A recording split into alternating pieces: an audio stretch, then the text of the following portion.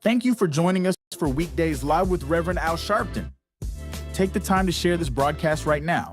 Tell your friends it's time to keep it real with Reverend Al. Comment your questions now in the chat or call Reverend Al Sharpton directly on air at 877-532-5797. Now stay tuned for Reverend Al. This is Reverend Al Sharpton. As you watch the broadcast, support National Action Network. Go to www.nationalactionnetwork.net and be involved. You can join, take your membership right online, www.nationalactionnetwork.net. Getting ready to start the program, but we need you to be part of the movement.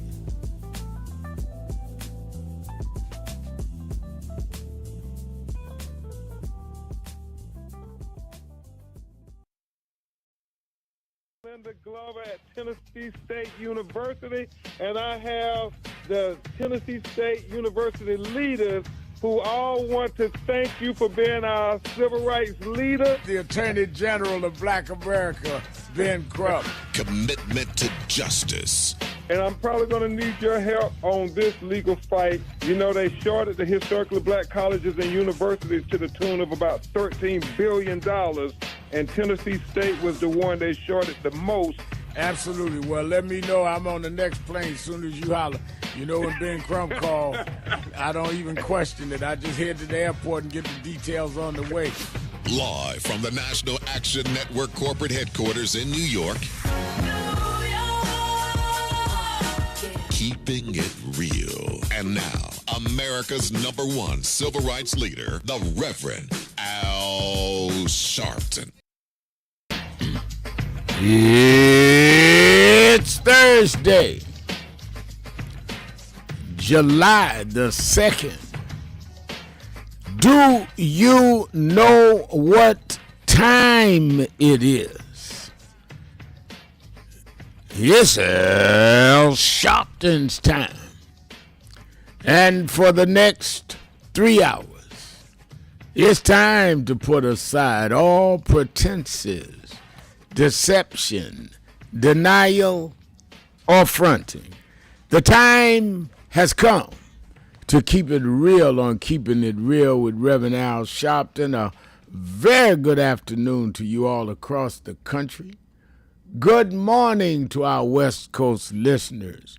Welcome to those listening on Sirius XM, Channel 126, The Urban View, where talk empowers and becomes action.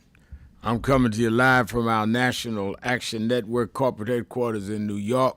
For the next 3 hours, you can join the conversation at 1-877-532-5797, 1-877-532-5797, or you can go to the message board and send us a message at nationalactionnetwork.net, our live stream. And I see the Mayor Rodney Jones, already on the live screen saying, "Good afternoon, my shepherd," from Rodney Jones. I see Barbara Jean saying, "Good afternoon, greetings from Chicago." And I'm glad to hear that. And I think any number of people already lined up. Also line up your phone calls because we are absolutely wanting to hear from you, and you. Well, it came out today, the June 2026 numbers, and the unemployment numbers were disappointing to the Trump administration. Experts expected more jobs added. They did not. It was only 57,000 jobs added in the month of June. And there's a worrying sign of wage growth remaining slow, meaning that the wages is not keeping up with inflation. So you got only 57,000 new jobs. But for those working, inflation is knocking out a lot of their income and ability towards savings. Wages lag inflation is a key sector. Average hourly earning rose 3.5% below, I repeat, 3.5% below the latest inflation reading at 4.2%, meaning workers' pay is not keeping up with rising prices. Y'all did hear President Trump say a few weeks ago he doesn't care about the inflation. Obviously, because they're doing nothing to address this, not even talking about it. Oh, that's right, they're busy. He made $2 billion according to his own disclosures that came with public yesterday. Making $2 billion keep you a little busy when you're not flying around with your new Qatar-sponsored $40 million Air Force One jet. You know, you're busy. Got to go out and see the Rough Riders in North Dakota in your new $400 million jet as you build your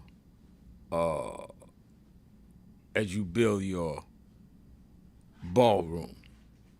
I mean, if there ever was a example of let them eat cake, this is the example. I'm gonna build me a ballroom.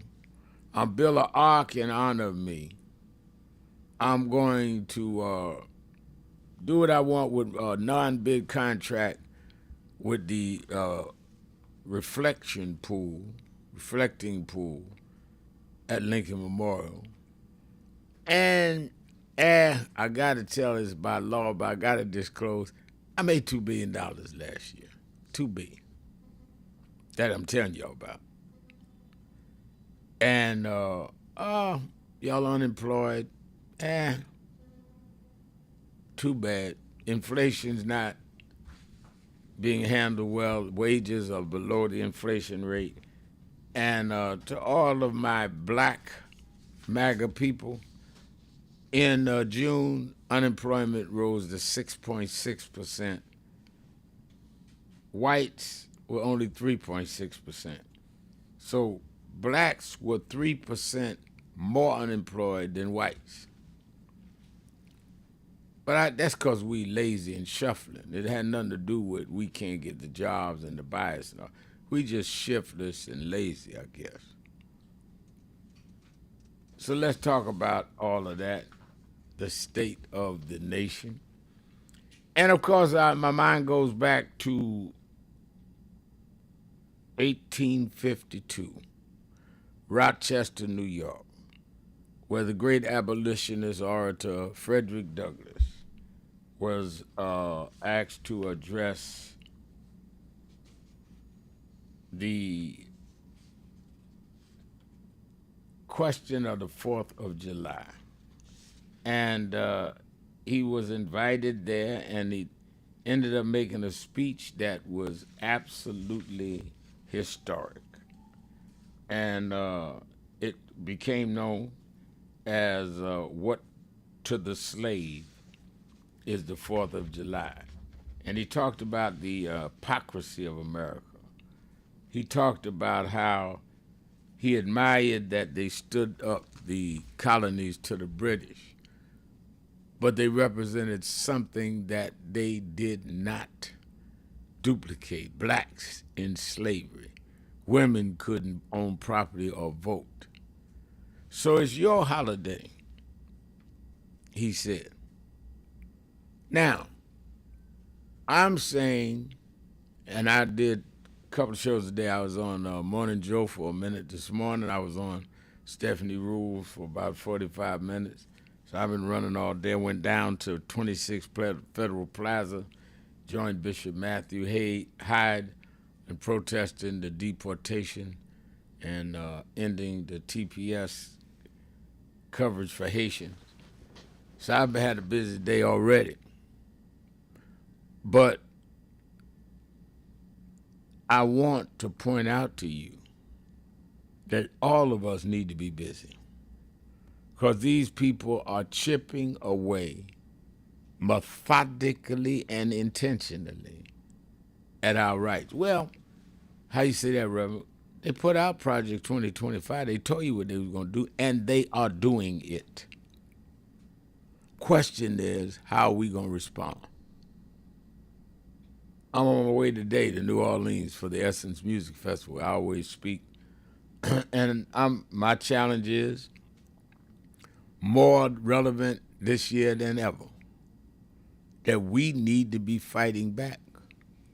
How are we sitting around so docile and engaging in irrelevant stuff while unemployment is going up? They're trying to kill Medicare and Medicaid. They're trying to stop any contracts. Y'all talk about, well, we just need to build our own businesses.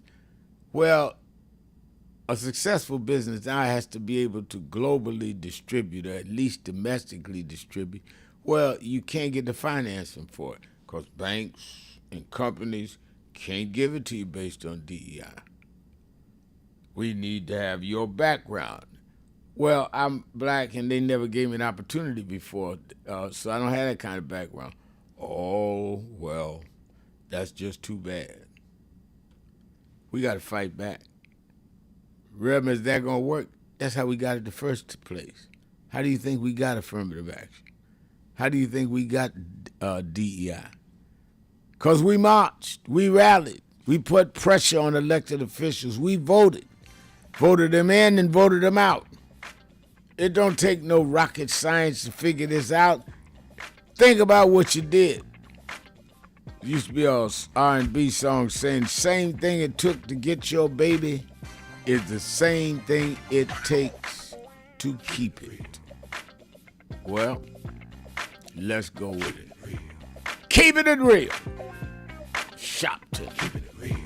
1-877-532-5797. Be right back. Keeping it real. Breaking news.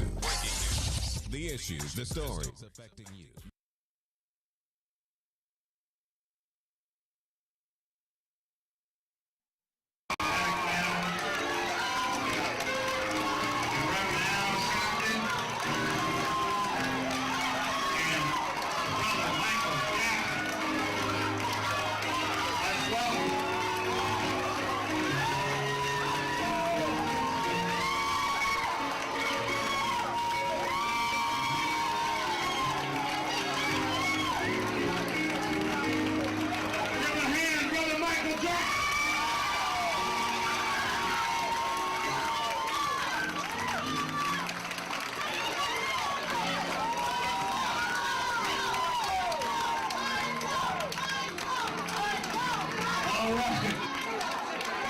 We need some room. All right, hold on. Michael Jackson is the highest selling artist of all time. No one has sold more records in the history of the planet than Michael Jackson. But Michael Jackson said to us, he did not want to just raise the issue of what's happening with him. He said that artists all over the world need people to stand up and protect their rights. And he said, Reverend, if we're going to stand up, if it's for all artists, I'm there. As you know, there's a big rally his fan club is doing this afternoon, but he said, I'm coming to Harlem this morning to meet with community leaders because we want justice in the music industry for all artists. Now there'll be some that say, oh, Michael, are you doing this only because of your situation? Michael came to Harlem 2 months ago for the DNC. Now he comes for his own peers. Because we discussed it. Kathy and I talked about how we watched James Brown struggle, Little Richard struggle. We've seen artists, black and white and Latino struggle. Somewhere this has to stop. We do not buy records. We do not buy CDs to give money to the company. We buy it to support the artists that we like. And we want the artists to be free. We don't want the companies bigger than the artists. We want the people respected and the stars that we make stars to shine in the galaxy for us. So let me say this is the 4th of July weekend. Michael Jackson is an American story. Him and his family rose from Gary, Indiana, to where he's an icon all over the world. Didn't no one give him anything. He sung, he danced, he created, he produced, he spent hours in the studio. No executive did that for him. You do not have the right to take from someone what you didn't put in them. He created where he is. We appreciated it. We didn't hear about Michael when he got to Sony. We knew Michael at ABC when he was in Gary.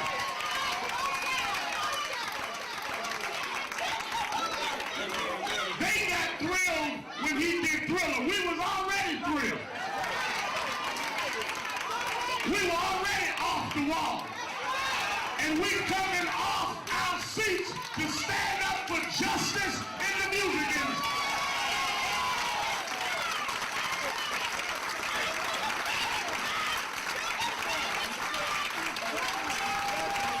And let me say one more thing. I don't need that now talking. Now we're on the rail. I want people to hear the message. Let me say something. I read one newspaper say, well, the record company saying they're going to wait and put out the best of Michael Jackson. You can't put out the best of Michael Jackson because the best of Michael Jackson is yet to come. He's still creating. He's still innovating. He's still the king.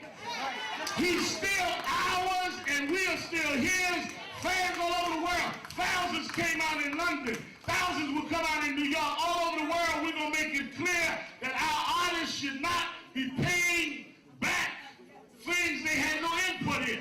The promotion budgets. James M. Two-Way will lay it out. The video budgets. All of this is charged to the artists, yet the artists have no discretion on what to say. So if they want to buy an ad with their friend, Michael can't tell them buy it in Jet Magazine because they decide the budget and charge it to the artists. That's why many of these artists have no money at the end of their career. But he wanted to fight while he was on top. So it will help your child not have to fight one day to go through what they've had to go through. Sammy Davis Jr. died broke. His wife had to become a waitress. Michael said, I owe it to Sammy. I owe it to James Brown. I owe it to Little Richard. We're going to stop this once and for all.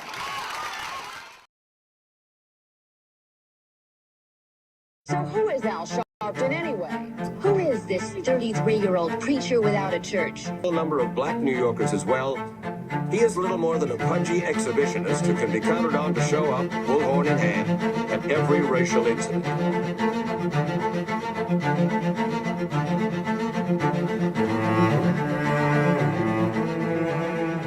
I often quote Mark Twain saying, the two most important moments in life is the moment you are born and the moment you find out why you were born. I had a very troubling conversation the other day that prompted me to do this little video. Young man that I've known a while came to me and he was crushed. I mean, really crushed because people were criticizing his work. He's in the ministry, but he's also an actor. And he said he couldn't understand why people were jumping all over, criticizing him, trying to find scandalous and derogatory things about him. And I told him, I said, you know, you very young. You don't know the road I've traveled. They call me everything but a child of God. A blabbermouth, a loudmouth, too flamboyant, an agitator, a racist, and I a race had to baiter. learn. Yeah, right. I was not defined by how others saw me. I was defined by how I saw myself. and whether I was being true to myself. Some of you watching this don't like me. And it doesn't matter as long as I know what I'm doing and I like me for being real. So I'm doing this video to say to you, whoever you are and whatever you do, you may not be in ministry or social justice, none of this stuff, but don't live your life worried about opposition or people that don't like you. You can turn that around. Use me as an example. The same people that call me a scam artist, a con artist, a sellout, or racial hustler and all, I kept going. And the people I respected started respecting and publicly embracing my work. When Coretta Scott King, the widow of Dr. Martin Luther King Jr., had this to say about Al Sharpton. A leader who has protested injustice with a passionate, unrelenting commitment to nonviolent action in the spirit and tradition of Martin Luther King Jr. And I am talking about your leader, our leader, the Reverend Al Sharpton. The other thing that hasn't changed is the National Action Network's commitment to fight injustice and inequality here in New York City and across America. And that's not only a testament to Reverend Sharpton, it's a testament to all of you who are here tonight. First and foremost, to Reverend Sharpton. I saw him when he first came on the scene, and I have marveled at his tenacity, at the development of his intellect, and his devotion to our movement, and much he has contributed I am to your the world host, we are experiencing. Reverend Al Sharpton, and we're back. 1-877-532-5797, 1-877-532-5797, or you can go on our message board at nationalactionnetwork.net. And let me remind you, by way of announcements, that you should have it as a must-see. Put it on your must-see list every Saturday and Sunday, and get your family and friends to do the same. Watch Politics Nation with Al Sharpton live at 5 p.m. Eastern Time on MS Now, both Saturdays and Sunday, live. I'll be live this weekend, 4th of July weekend. I'll be live Saturday from New Orleans, going to New Orleans this evening, and I'll be live from New York Sunday. I think it is imperative that we stay informed and we give out information. One of the things that I have noticed down through the years is that when the right-wingers want to try to pull a fast one, they like to do it during holidays when they feel nobody's looking. So be prepared that Trump probably gonna come with some underhanded stuff this weekend. But he won't be underhanded me, because I will be, I'll be at Essence. I'm gonna do a couple of the panels. I'm gonna speak at the Superdome, but I'm gonna do my show. So whatever he do, I'll be on it. And with this heat wave, a lot of y'all will be inside anyway with the air conditioner on and doing whatever you're going to do inside. Turn on Politics Nation, 5 p.m. Eastern Time, both Saturday and Sunday, live up to the minute shows. Then, of course, the Saturday Action Rally will go forward at the Mother AME Zion Church, 137th Street, and Lenox Avenue, 9 a.m. to 11 a.m. And, of course, you can also, you that are not in the New York area, can watch it live on Impact Television or YouTube /NAN. And the big march. I just had a conference call, Zoom call, not even conference, Zoom call, we can see each other, with the heads of the Divine Nine fraternities about the March on Washington, August 28th in Washington. And they've all said they getting their Divine Nine members there. We need to make a national statement. Talked last night to some of the union leaders. They're all coming in. But what about you and yours?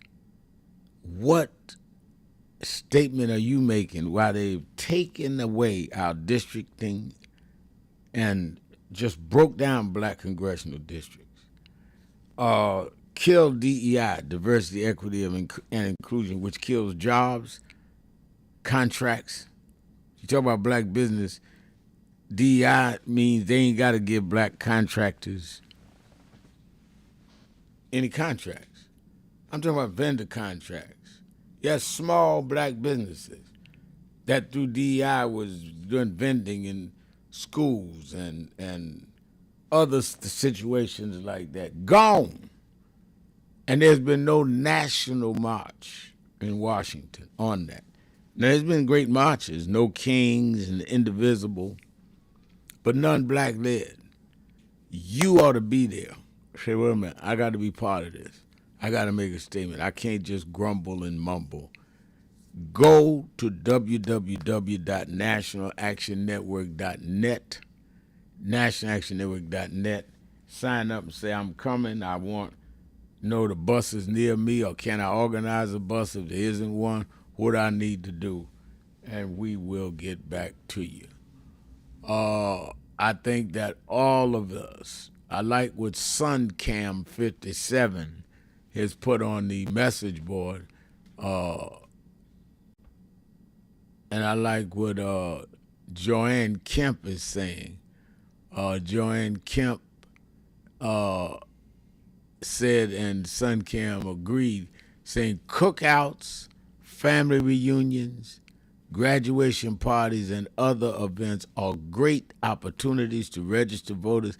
They can go to vote.org or their supervisor of elections website. Great opportunity. Say, hey, yo, cuz I ain't seen you in a long time. By the way, you registered. You up to speed. Let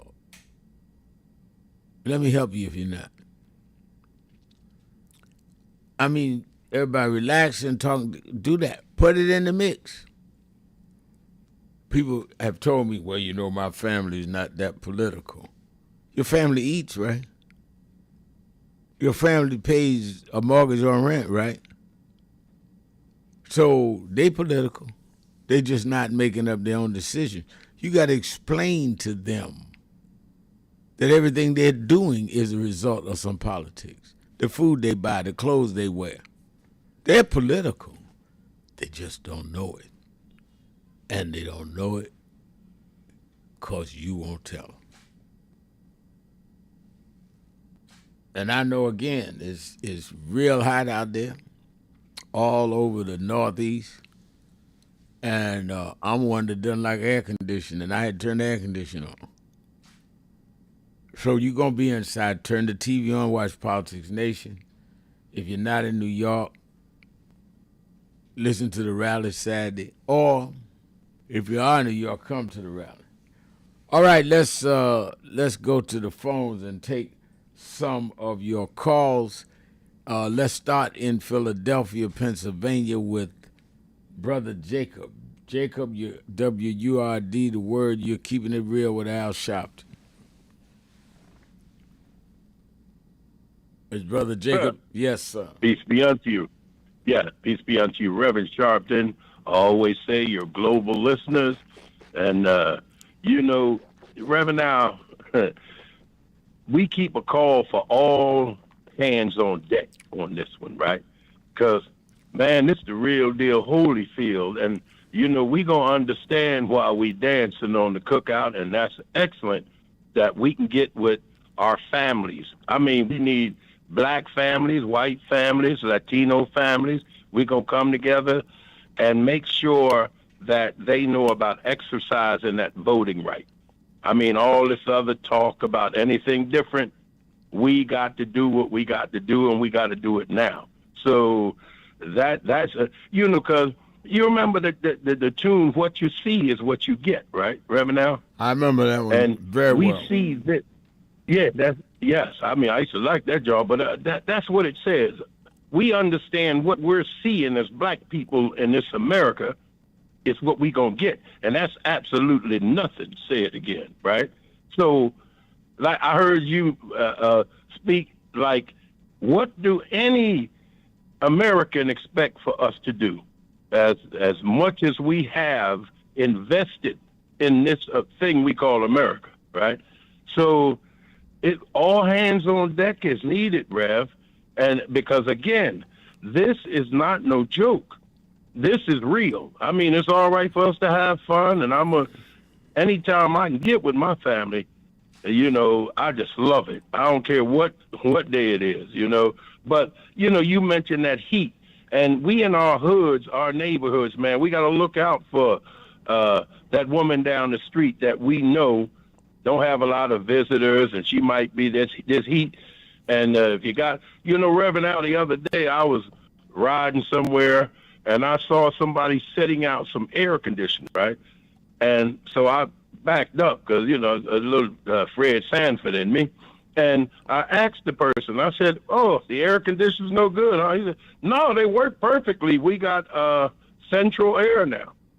And, man, they gave me the remotes and everything to them.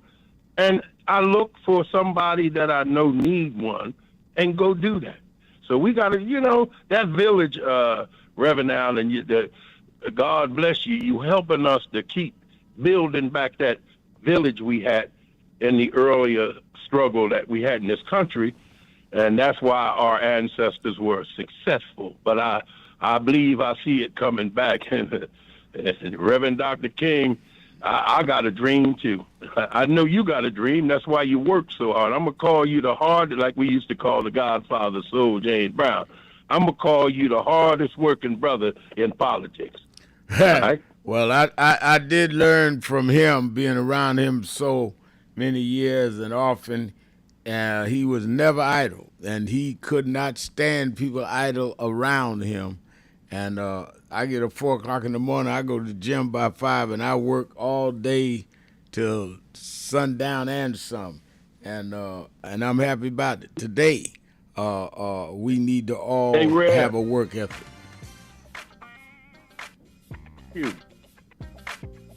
All right. All right, let's go out.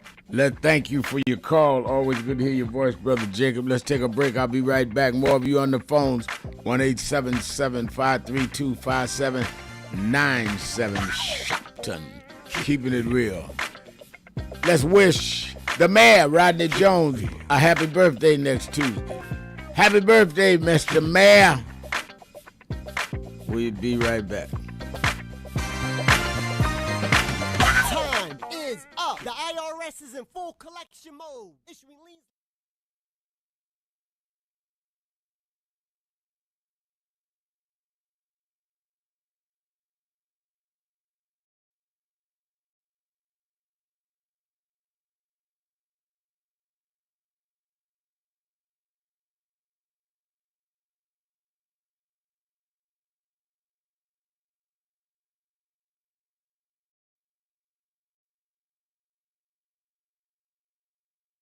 And I think that is extremely important about the funding. But I also want to add how they're changing what can be taught. You have states outright saying you can't teach black history and you can't teach certain other histories and the curriculum. You have this administration that is literally taking out exhibits from the Smithsonian. So we have not only an education problem in terms of resources, we have an education problem in terms of curriculum and what people are being taught. So I have one grandchild, 6-year-old. When he gets to high school, it may be just against the law for him to learn about certain parts of American history, which includes black. We want to talk about slavery. We want to talk about the good side of America. Well, what does that mean? That's not history. Everything was not good. And I think that that is the threat that we've got to fight, which is why we've got to fight with the courts and the streets, because they're literally changing the textbooks as we go. As they do that, they change the opportunity, because then the fight against affirmative action is not having access to these institutions and telling these institutions This whole fight around DEI, which they did, started in Harvard with a black woman president. Started with them saying you can't teach diversity in an Ivy League school like Harvard. It didn't start in Little Rock at the high school. This fight, this time, was Harvard. And they went from there on. And I think that we've got to have the same resistance. If they could fight in the 50s, the ACP would have been together and deal with the question from Little Rock in terms of desegregation. Then we that are far more educated, far more economically secure personally, have no excuse in the age of what they did in Harvard not to be standing up back in the South.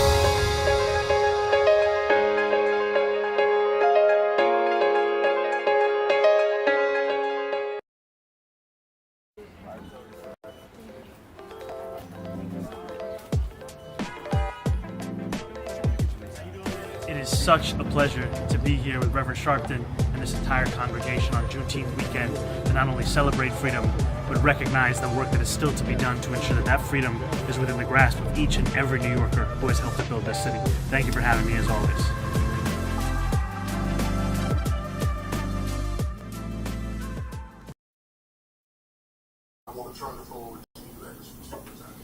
Well, thank you, President Dr. Kimber, and to all of you on the board.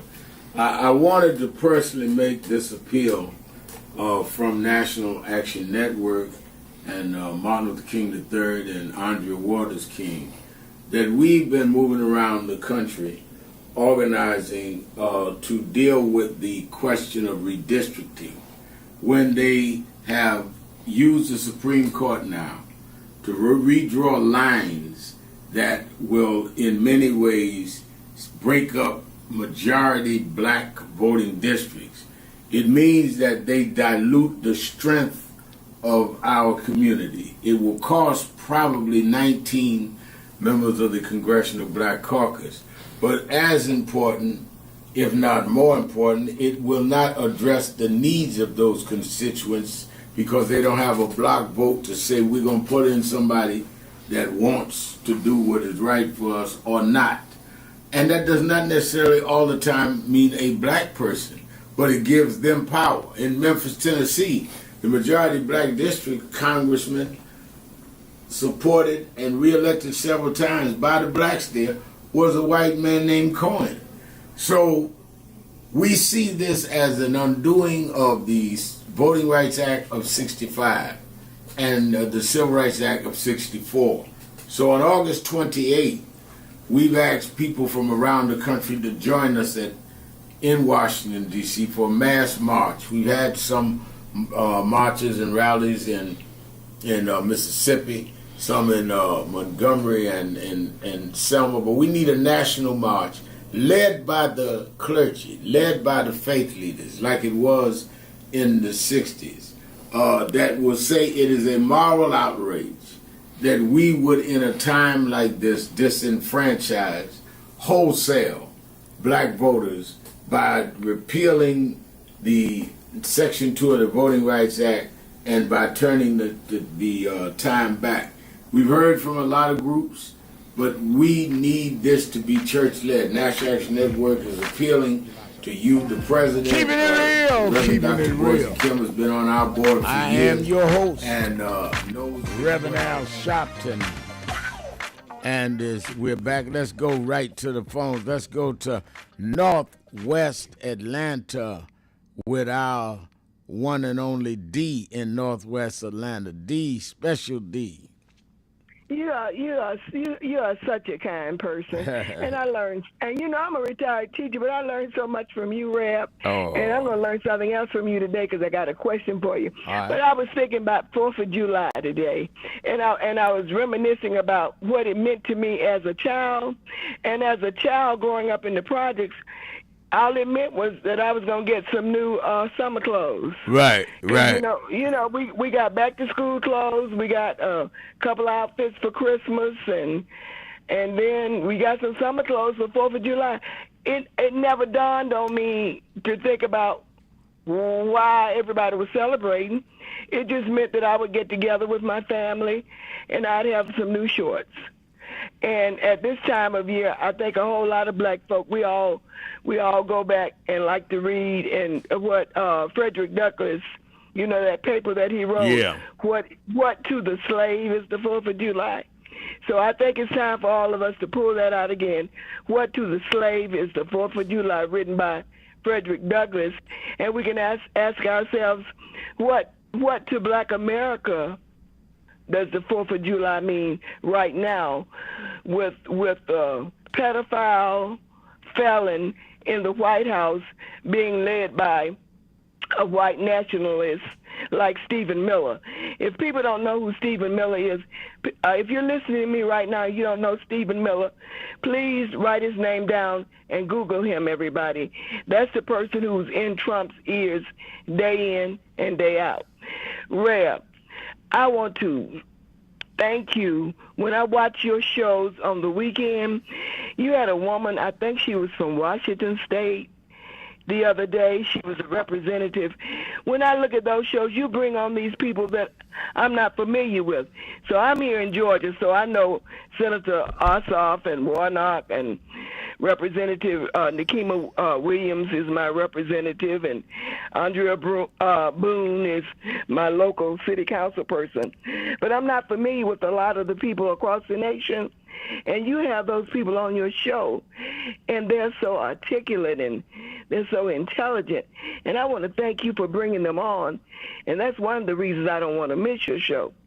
But my question to you, and something that I want you to expound on to your listeners today, is what do you say? What is the answer when someone says to you, they hear me talking all the time about politics, and then they'll say to me, well, I'm not political. Oh. And I try to explain to them, everybody is political. You are right. What would you say, Reverend Al? Yeah, what I would say, let me first comment on what you said. I want you to know it is intentional that I have a lot of people on, like the Congresswoman from the state of Washington and others, that don't get a lot of national exposure. One, they deserve it. People need to know around the country what they're doing, not just in their communities. Two, they're on committees that can give us vital information. And three, I want us to know what kind of talent we have, because a lot of us know 3 or 4 names and think that's all, and that is not true. We have 60 black members of Congress, many of them doing very good work, very gifted, and they're not appealing to other TV hosts because they don't care about that. I do. We fought to get them in. We got to give them the exposure to stay in. So I appreciate you recognizing that, because I always... And I appreciate you for that. And we get the big names too, But how did the big names get to be a big name? They got opportunities, and they got the bookings. I want to help build some, and I feel real proud when I meet people in Congress, even in social justice work. They say, the first show I ever did was your show, because I've been on 15 years at the end of August, and I feel proud about that. I want people to say that I invested in them because somebody had to invest in me. Bishop Washington gave me a chance.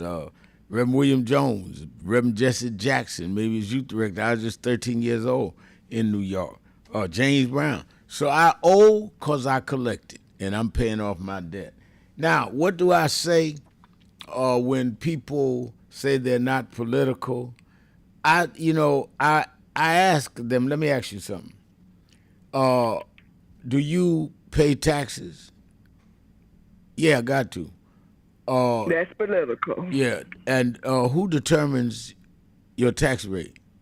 I said political. And your payment is political because it's based on a political decision how much state, federal, or city, in some cities, taxes you pay. That's political. Where you live, you have a house or apartment? Yes. What zone?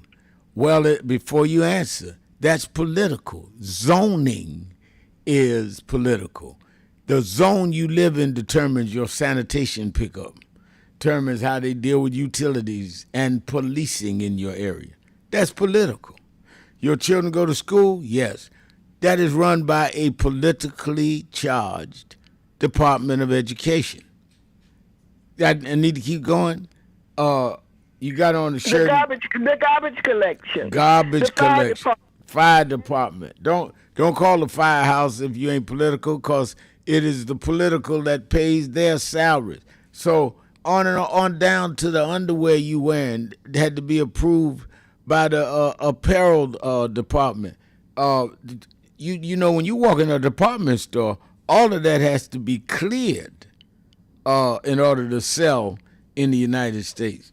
So do me a favor, just I tell people, don't tell people you're not political because you don't want people to know you are that uninformed. They be calling you ignorant. Don't say that.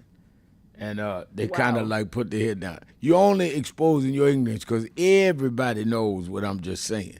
So rather than you saying something smart, people will look at you and laugh and say, that guy's a jerk, because they know better.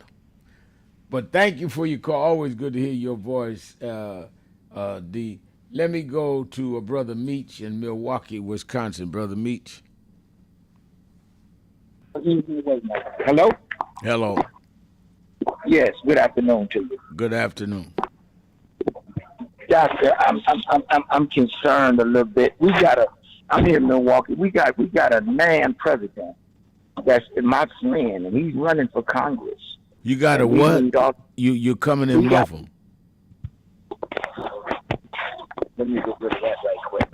Okay, that should be better. That's much better. We got a man president down here, Arthur Burks, and he's running for Congress, man. And we need all the support we can get from anybody, because we're tired. Like you said, we got to vote these people in and out. And the Congress lady that we have, she's grounded and rooted now. She's been here for a long time. But we're not getting no action.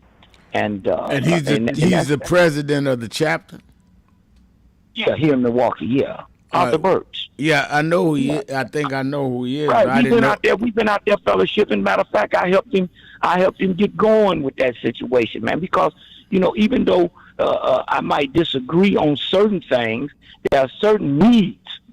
So I'm not confused about who I am and where I come from, right, and what must be done. No, but I'm surprised he has not reported that to the field director, and I would know he was. I don't even know he was running. I know him, and I certainly know you.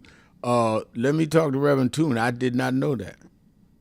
Right. And then something else I wanted to ask before I get off the phone, Doc. Now, mostly all of our civil rights activists, and especially at your level, has met with the powers to be. Now, I know you were in the White House quite a few times with Obama. You might even been a few times with Clinton and but Biden. Now, and Biden. But now we got this other guy, which we really need leadership in to get some. I mean, the marching is beautiful. You know, I participated, I've sponsored some, and especially if it's a cause, because I got great convictions because of my religious views.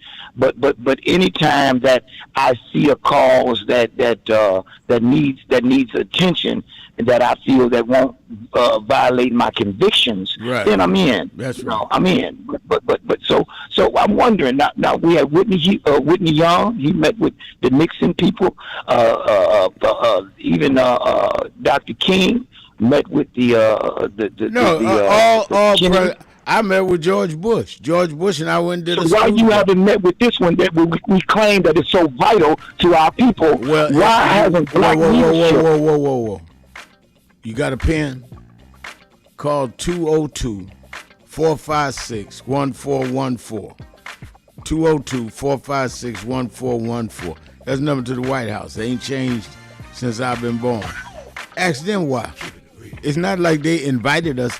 One thing, every president you named I met with, from Bush to Clinton to Obama to Biden, invited us to the White House. I've been arrested for marching. I've been arrested for sitting in. I've not been arrested for breaking an entry. Let's take a break. We'll be right back. Keeping it real. That's what I do. Shopton. That's my name. Be right back.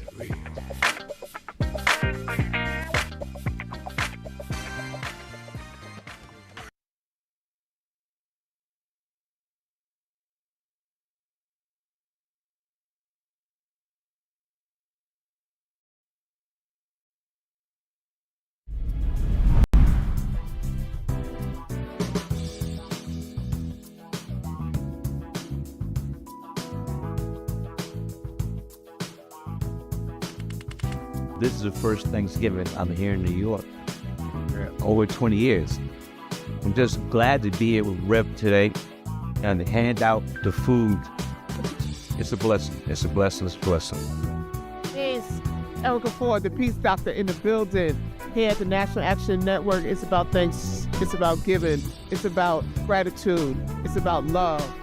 I feel it is important for you to understand that there's work out here to be done, but it starts with gratitude, it starts with giving, it starts with peace, it starts with love. Let's go. Before we feed our family, we got to make sure that we feed the community. That's right. That's what it's all about. We got to come with sharp phones. You come and you make sure you show up, serve the community. That's what it's all about.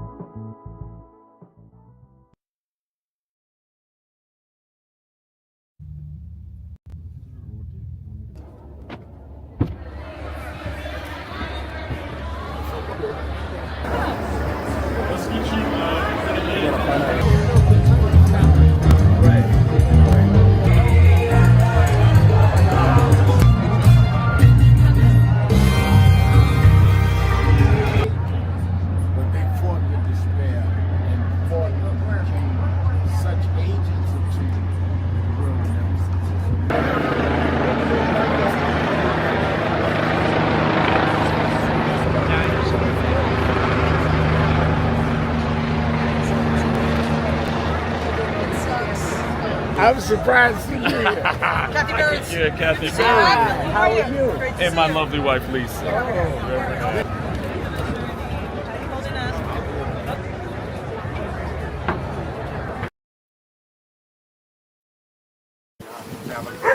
have a short visit today, so we just wanted to greet you all and thank you for allowing us in. Yes, sir. We was here. They were on the plantation. Our family was on the plantation. Wow. And that's, of course, that's the slave house. That's one of the slave houses.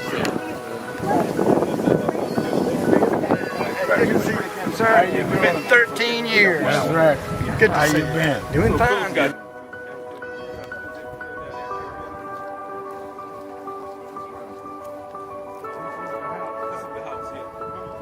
Right, so that's and we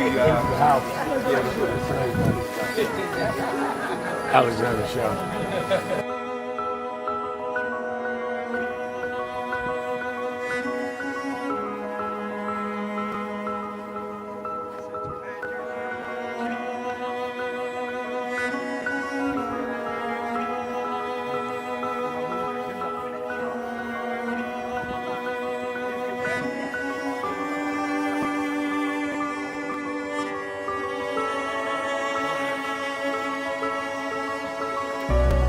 How many slaves were staying there? I have no idea.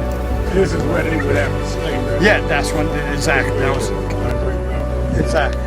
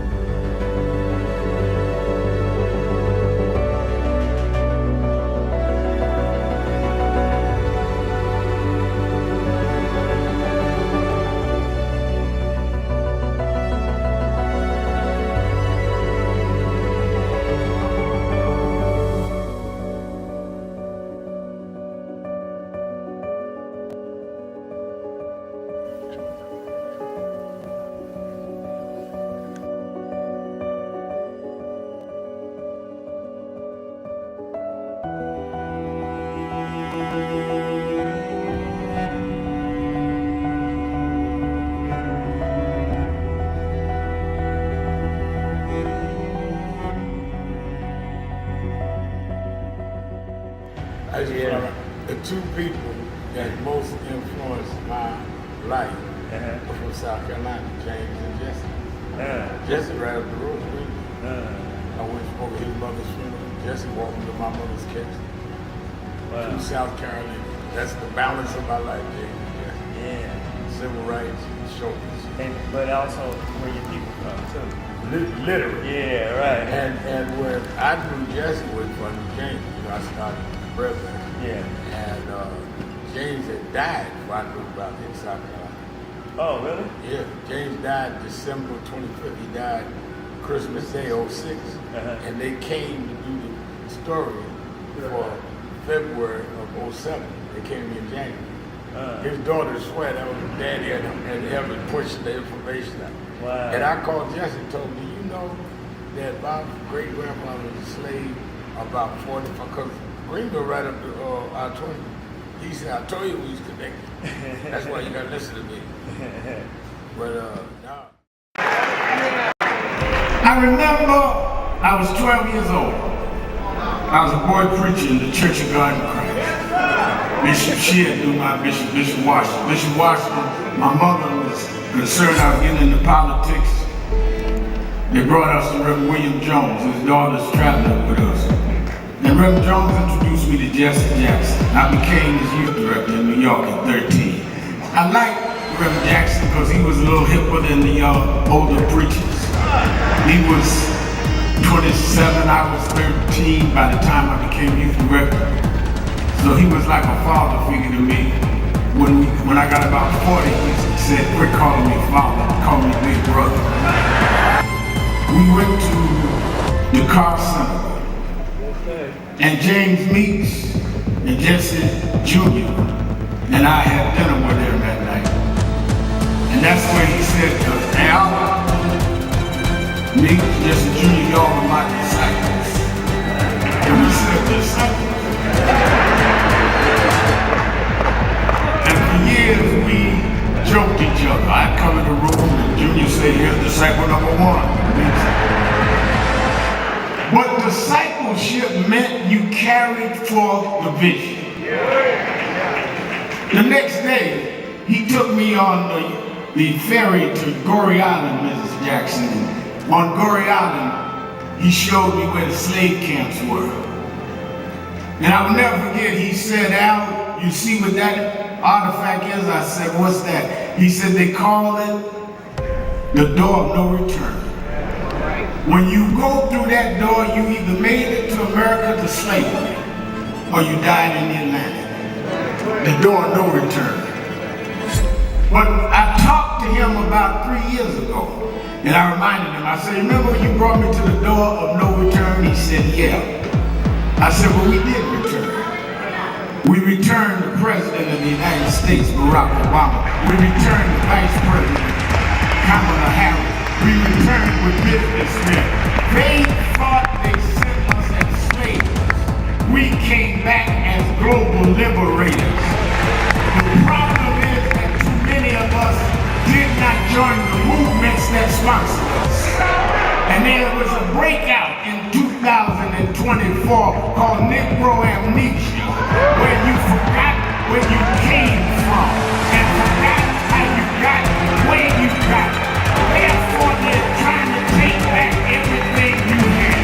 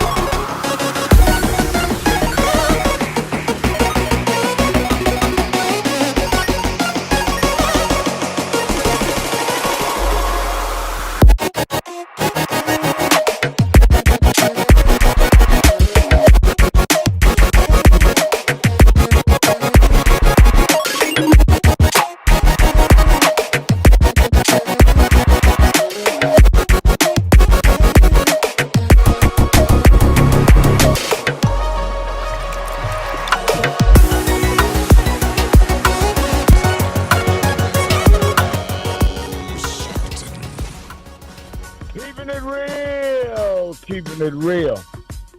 I am your host, Reverend Al Sharpton, and I've been looking during the commercial break at the website, people signing up for the March, August 28th, and we're going to be getting right back to you when you tell us what you need. Do you need to know where a bus is leaving from, or do you want to organize a bus, or are you flying, you want to know where to go and you land? Don't wait till August and try to say, I'm going to rush in at the end, and then we don't know how many. We've ordered a certain amount of buses, or they've taken care of certain amount of buses in your city. Do that now, because this is the most important march you can do this year. I've marched with the No Kings March and others, but I want us to march under our banner. This is the first national in the nation's capital called by blacks. Everybody's welcome. I want whites, blacks, Latinos, Asians, everybody. But this is our voting rights statement, our civil rights statement, and you need to be there to be heard loud and clear. All right, and of course, I'm on my way to New Orleans. I'll be doing the show tomorrow from there, radio show, and Saturday, Politics Nation from there. Then Sunday, be doing it from home. So keep up with us. As any of you know, this 20th anniversary year of Keeping It Real, I take y'all with me. I work holidays. Somebody asked me, why do I work holidays? I said, I guess because I ran so many years with James Brown, and he did shows on holidays. It was work days for him, and I was with him. And Reverend Jackson was so I mean, most of my influencers and mentors didn't take holidays off, so I never planned that. A lot of folks work in NAN in one of our offices, they just can't understand that kind of work ethic, but I guess I don't know anything else. So don't feel sorry for me. I'm doing what I am absolutely comfortable with. All right, let's go back to the phones. 1-877-532-5797. 1-877-532-5797. Or you can go to the message board at nationalactionnetwork.net. Let's go to my dear activist extraordinaire, nobody like her in the Midwest. That's Sister Pam in Chicago. Sister Pam. It's not your same Pam. I don't hear Sister Pam. We got another one on here. Hello? Hello? Oh, this is a different Pam. I'm sorry. This Okay, is go the ahead, Pam from Lebanon, Illinois, that has never called you before. All right. Well, welcome to calling me. I'm sorry I had you mixed up, but go ahead. Now you're from where in How you Illinois? doing, Reverend Sharpton? I'm fine. Now, what part It's of a Illinois you pleasure, in? and it's a What I'm the part one of that put the Illinois? messages on the message board from Lebanon, Illinois. Lebanon. Okay. Oh yeah. All right. This is my second time calling you on a radio show. I called you on your previous radio show when I lived in East St. Louis on Hallelujah 1600, KATZ in St. Louis. So this is my second time. This is my first time talking to you from YouTube. And I haven't sent messages in a couple of days because I've been putting out personal fires with my insurance company regarding wheelchairs. Since President Trump feels the disabled don't need wheelchairs and people on Medicaid don't need wheelchairs, I've been fighting. I've been appealing, with the insurance company. They had a gentleman that was coming from St. Peters, Missouri to fix my current chair because I've had the parts FedEx to me over 2 months ago. But the company Hoveround said his bid was too high. So he decided to drop it $25. They still turned him down. So they're going to have somebody come. They're going to have somebody come from either Florida or California, which is the manufacturer's company. They have a bus that they have they have their people come out and repair my chair that I have right now. And my insurance company approved the new chair, but they wouldn't approve the lift on the legs and the seat area. So the company called me from St. Peters and said, "Do you still want your chair?" I said, "Yes, I do." So now I have to wait for another 4 weeks to get it. 4 weeks? 4 weeks. They told me the insurance company at first said 30 to 45 days, but because they didn't have the lift, they wouldn't approve the lift for the legs and the lift in the middle for my foot, to raise me up to get to my bed. It's going to take 4 weeks. Now, what has been the policies? You were saying that this president doesn't care about the disabled. What has been the policy? Well, I was here. We have a community room where we chat about different stuff, and it was a lady that told me that President Trump, for people he's trying to cut Medicaid and Medicare, and they said that they heard. I don't know where they heard it from. That maybe it was his last campaign when he was president. That he did not hear that the disabled did not need wheelchairs because some of them are able to have a job. He's definitely cutting Medicaid and Medicare. That's what they're trying to do. I have not heard the quote. And they also cut Social Security disability because there was a high school friend of mine who's she was her representative payee for her sister, and they sent her a $6,000 check. Her sister had been dead for 3 years, and she cashed the check because she was a representative payee. So they took $6,000 out of her account and told her she was going to only live on $27 a month. So she's appealing with Social Security right now. That's my other phone ringing for spam calls, which I get a lot of lately. And I don't want to pay them. All right, well, go ahead and take your call. Let me take my calls. Thank you for calling. Stay in touch with me. Now I got a new friend in Illinois. Thank you for your call. Let's go to Tommy in Chicago. Tommy, you're keeping it real with Al Sharpton. Rev, there are certain things that touch your heart and just make you feel thankful. And to have known you over all these years, I wonder, as you were saying, the things that you take pride in. if you know how many of us in the listening audience that you have built their character, their understanding, and most importantly, the reality of our lives. And that comes from you, Rev.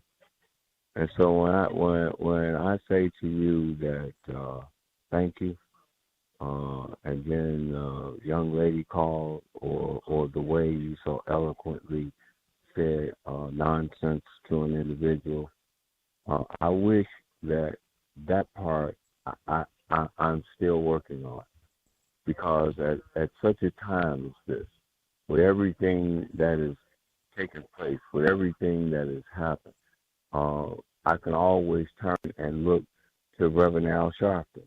And I'm not saying Reverend Al Sharpton in the name, in the way that you would cry out some actor or even any holy individual that you want to come up with. I'm talking about a human being who's big enough to be on the biggest stages, but also kind enough to have humble enough to speak to the people.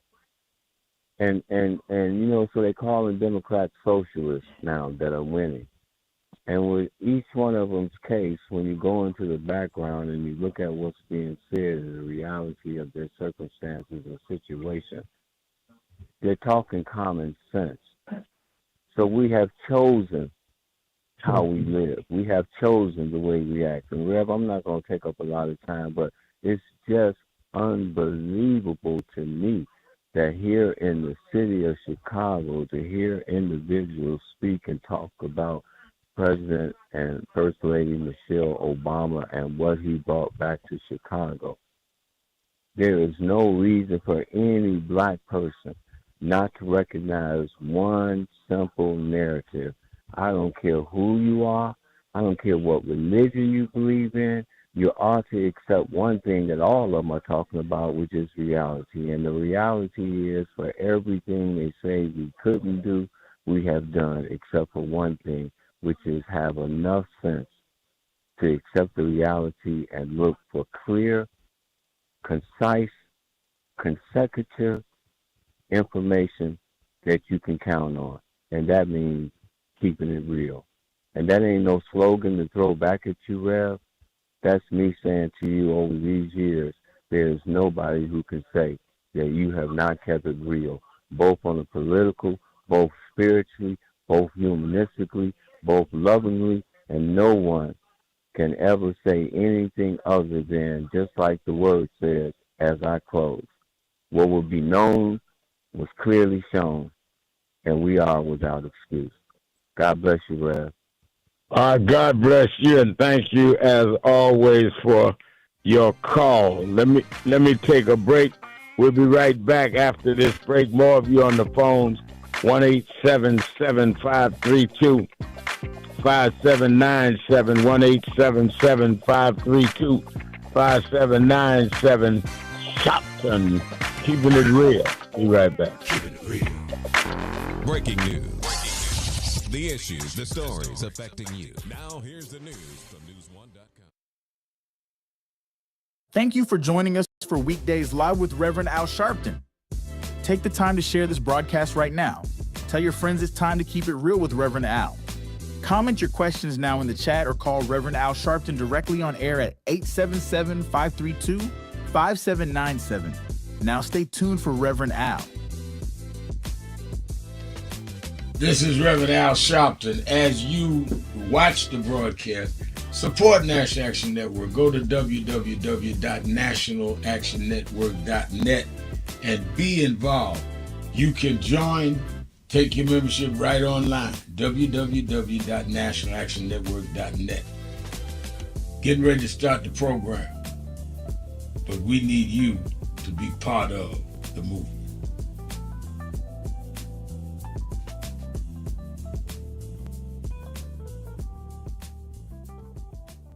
Hello, New Orleans. Let me tell you straight. They did not think we could come and be here tonight. They cut budgets and advertising, But one black man, Rich Newton, said, I don't care. My families come together every 4th of July weekend, and Essence will happen, because that's who we are. Give a big hand to Rich Newton for bringing us back.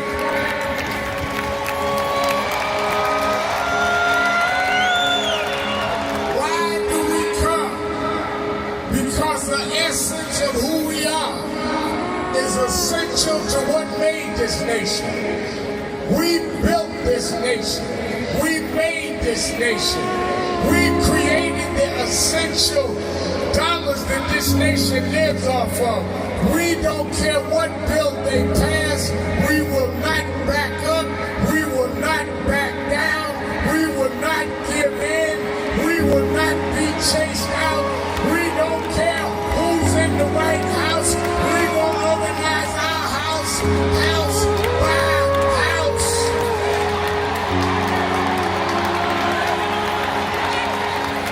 We came over the Middle Passage. We survived slavery. We survived Jim Crow. Don't you give up now. Don't you turn back now. Stand up, black man. Stand up, black woman. Reclaim your dignity. Reclaim your place. So we stand with the Global Black Economic Forum. We stand with Essence Magazine because that's who we are. So don't give in now. Yes, there's some rough days, but we've been through rougher days than this. Yes, Trump is a bad dude, but we beat badder dudes than Trump. So let's party with a purpose, because our rhythm and our music reminds us who we are, because we can smile through our pain and organize for our gain. Let's stand up and let's celebrate who we are. Thank you, God bless you.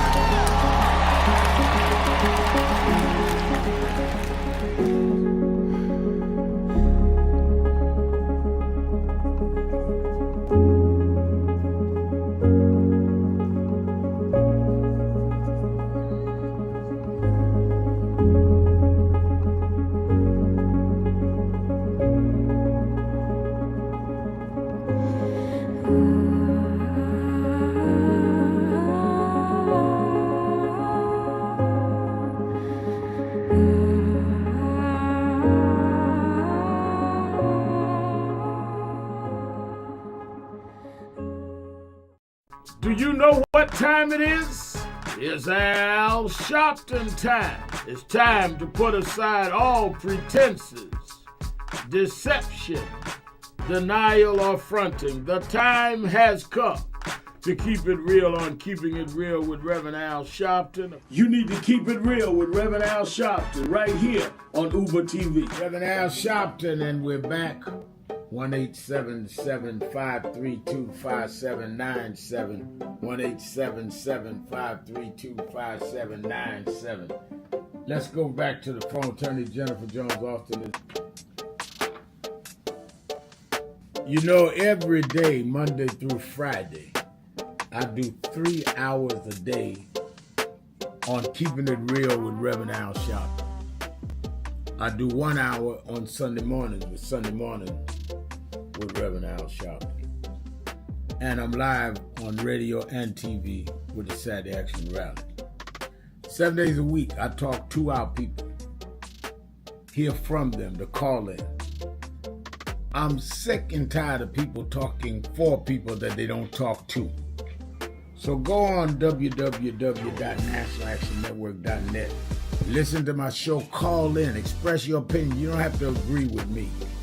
But let's start talking to each other rather than about each other and lecturing at each other. Let's keep it real with Sharpton. Happy 20th anniversary to Reverend Al Sharpton on 20 years of Keeping It Real. 2 decades of truth-telling, fearless advocacy, and keeping the people informed and empowered. Thank you for always speaking power to justice and standing firm for what's right. Here's to 20 years of impact and many more to come. I thank God I was blessed to have both in my life, both historic, strong figures. But if I misuse them and listen to not only figures that are not as historic as them, but figures that had nothing to do with the calling and purpose of my life, I would live confused. I'd be double-minded. I'm clear. And what I want you to do is be clear. Clear on who you are and why you are. And a lot of that will be exposed to you and others by who you are around and who you allow to enter your head. Keep people at a distance that only have a distant and unclear vision of who you are and who you are supposed to be. They could be your blood relatives, but they could not be the ones that accompany you toward what you ought to be about tonight. Everybody good to you ain't good for you. Everybody that makes you laugh sometimes end up making you a joke. That I want to end. He talked about the dry bones in the valley. Don't take it back. The only reason that the wind could blow life into the bones is because at some point they had to be connected. If the wind had blown into a disconnected body, it still wouldn't have worked. So before he prophesied to the wind, they had to first get the foot bone to connect to the ankle bone, and the ankle bone to the calf bone, and to the knee bone, and the knee bone to the thigh bone. If we are to prophesy to the wind, we must first connect this body. We must connect Eddie Long to Farrakhan and Cornel West to Elders and Lowry to Sharpton. If we can connect this body, then God will blow the breath of life into our community. But as long as we are disconnected, the wind can't blow because it's blowing on disconnected dry bones. But the good news is that we're the children of people that have been through worse than this, and we're still here. So even though I get despondent, I don't ever get depressed, because I want the world to know you won't beat us, because we're the children of those that took the worst form of slavery and brutality. Reverend Al Sharpton, and we're back. 1-877-532-5797, 1-877-532-5797. Let's go to Champaign, Illinois, to Terry. Terry?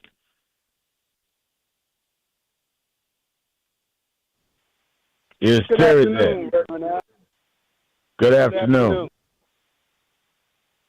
I just called you because every time I hear somebody, they talk about the 4th of July, it's just that we need to remember our Independence Day is every January 1st. And it seems like it's forgotten sometimes to me. That's the Emancipation Proclamation. That's the day, instead of just celebrating the new year, that's our Independence Day. Reverend Al, I'd like to thank you for all you do. And that's all I had to say. All right. Well, thank you for your call. Let's go to Stephanie in Florida. Stephanie. Is Stephanie there? Can you hear me? I hear you now, yes. Hello? Oh, thank Yes. you. I want to thank you for all you do. And I wanted to ask you, I'm a felon, but God has blessed me, and I work for the VA hospital with a felony. So I wanted to ask you, and we got a president in the White House who's a felon. So I wanted to ask, is there anything set in plan for people with felonies to be able to vote? Yeah, there's a move. In fact, that's the main plank at the March August 28th. There is definitely a move that will be in the what some of the Congress people present, and if the Democrats retake the House, it can pass. And I think that the fact that you were right, that there's a fella in the White House, it would make it very awkward and difficult for the Republicans to oppose it, and they have put for the first time in American history, a felon in the White House. You know, Reverend Al Sharpton, I've been voting and also was called to sit on a jury. And even though I have the record, I still got called for that. I was like a standby, so I didn't have to go in. But I'm just like, I know what God did for me. And so my heart is just that with people, when they come out of the prison system, that they're being able to given a chance. So thank you. And I'm praying that so that made you having that opportunity meant a lot to you as someone that had to deal with a felony. To be able to work for the VA. I got a testimony. I'm telling you, it's nobody but God. But I'm praying that I can get off of work and be there for August the 28th. And you said that there's something set up to help people with felonies? Yeah, just go to National Action Network, sign up, and say, "This is the city I'm in. Tell me what is being done to get people from my town," and we'll respond. Thank you so much, and God bless you. And thank you again. God bless you. Keep me in your prayers. You know, it's calls like that I deem important. Regular people going through a regular process and everyday life. That's why I tell a lot of my political friends and other friends that some of y'all are so deep into what you know that you're not talking to the people you're speaking for. And I thank you. I thank you for your call. I thank you for sharing. Thank you for your call. And as I was saying, I think it is important that people, ordinary people, that's why I do this show every day, that are doing ordinary things, able to express themselves so that we understand what people are going through in our community. I keep telling a lot of people that lead different organizations or guilds or sororities that y'all want to lead people you don't even like. Because if you like them, you'll listen to them. And doesn't mean you agree with them. Doesn't mean you're always going to come to the same conclusion. But we can respect each other and hear from each other. And that's why 20 years ago when Miss Kathy Hughes offered me this talk show, I had no idea that one day I'd be sitting up in the White House talking many times to President Obama, first black president. I had no idea. I started the show in 2011, and we started Politics Day 2011. We started this show in 2006, and Obama wasn't even running yet. But if you just do what you're supposed to do, you keep doing it. After he got in, people said, "Oh, he's going in and out of the White House. After Obama, he ain't going to do the show no more." I kept doing this show 5 days a week.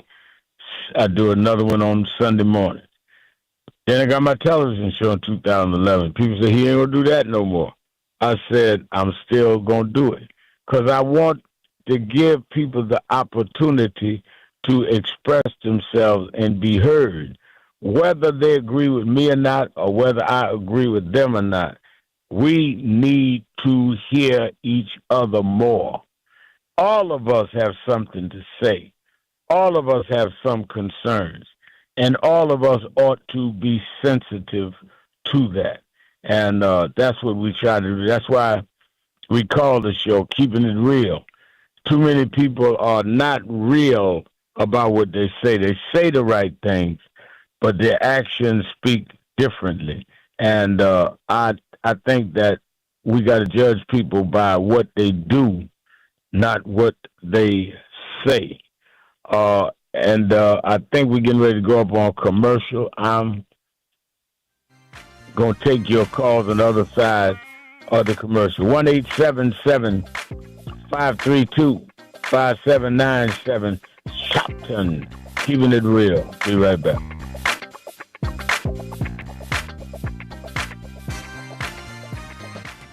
This is an important note.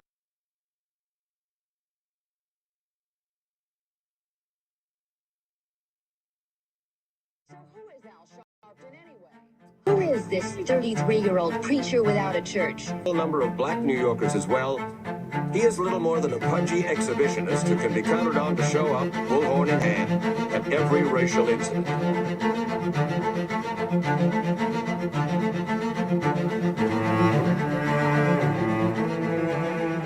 I often quote Mark Twain saying, the two most important moments in life is the moment you are born and the moment you find out why you were born.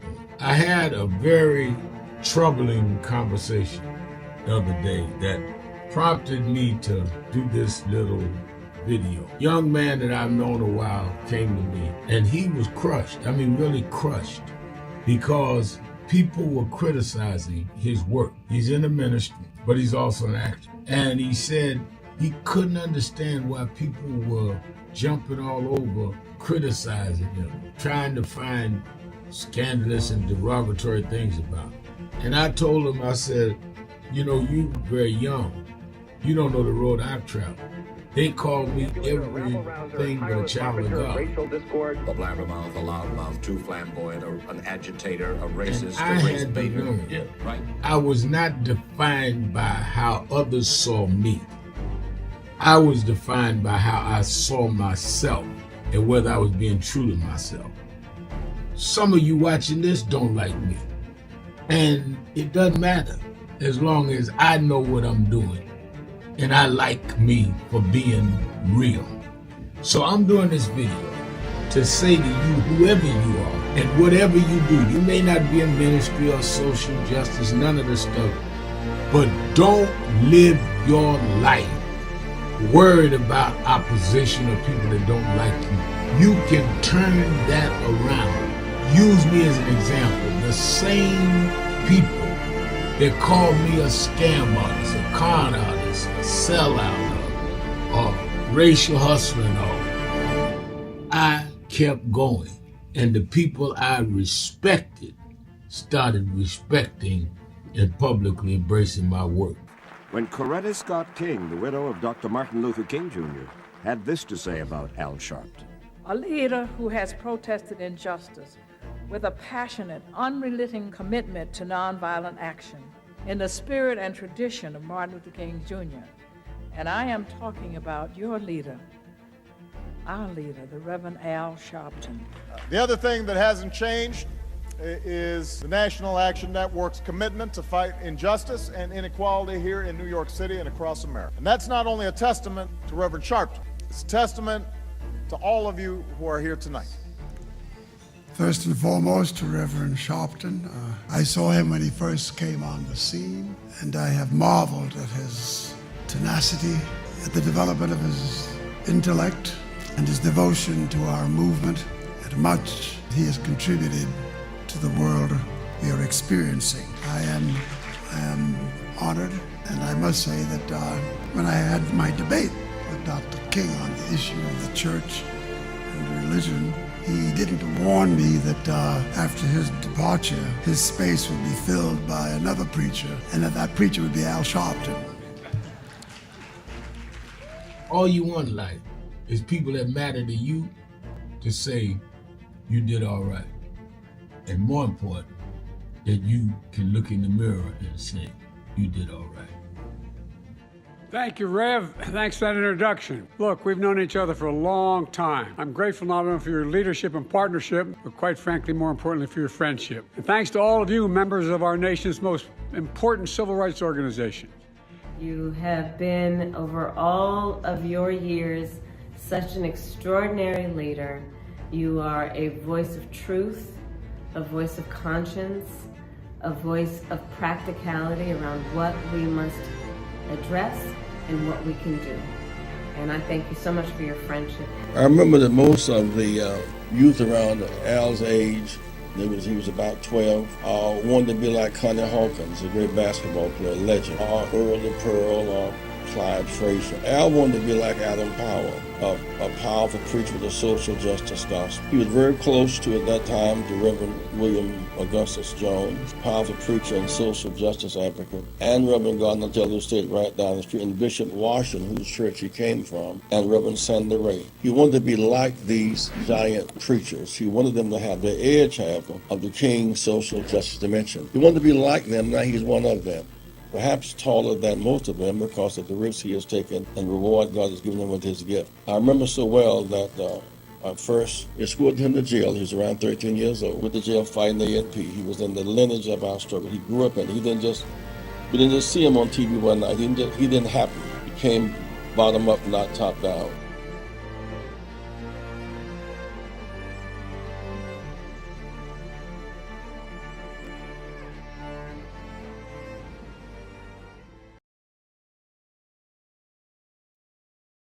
And I think that is extremely important about the funding. But I also want to add how they're changing what can be taught. You have states outright saying you can't teach Black history and you can't teach certain other histories and the curriculum. You have this administration that is literally taking out exhibits from the Smithsonian. So we have not only an education problem in terms of resources, we have an education problem in terms of curriculum and what people are being taught. So I have one grandchild, 6-year-old. When he gets to high school, it may be just against the law for him to learn about certain parts of American history, which includes Black. We want to talk about slavery. We want to talk about the good side of America. Well, what does that mean? That's not history. Everything was not good.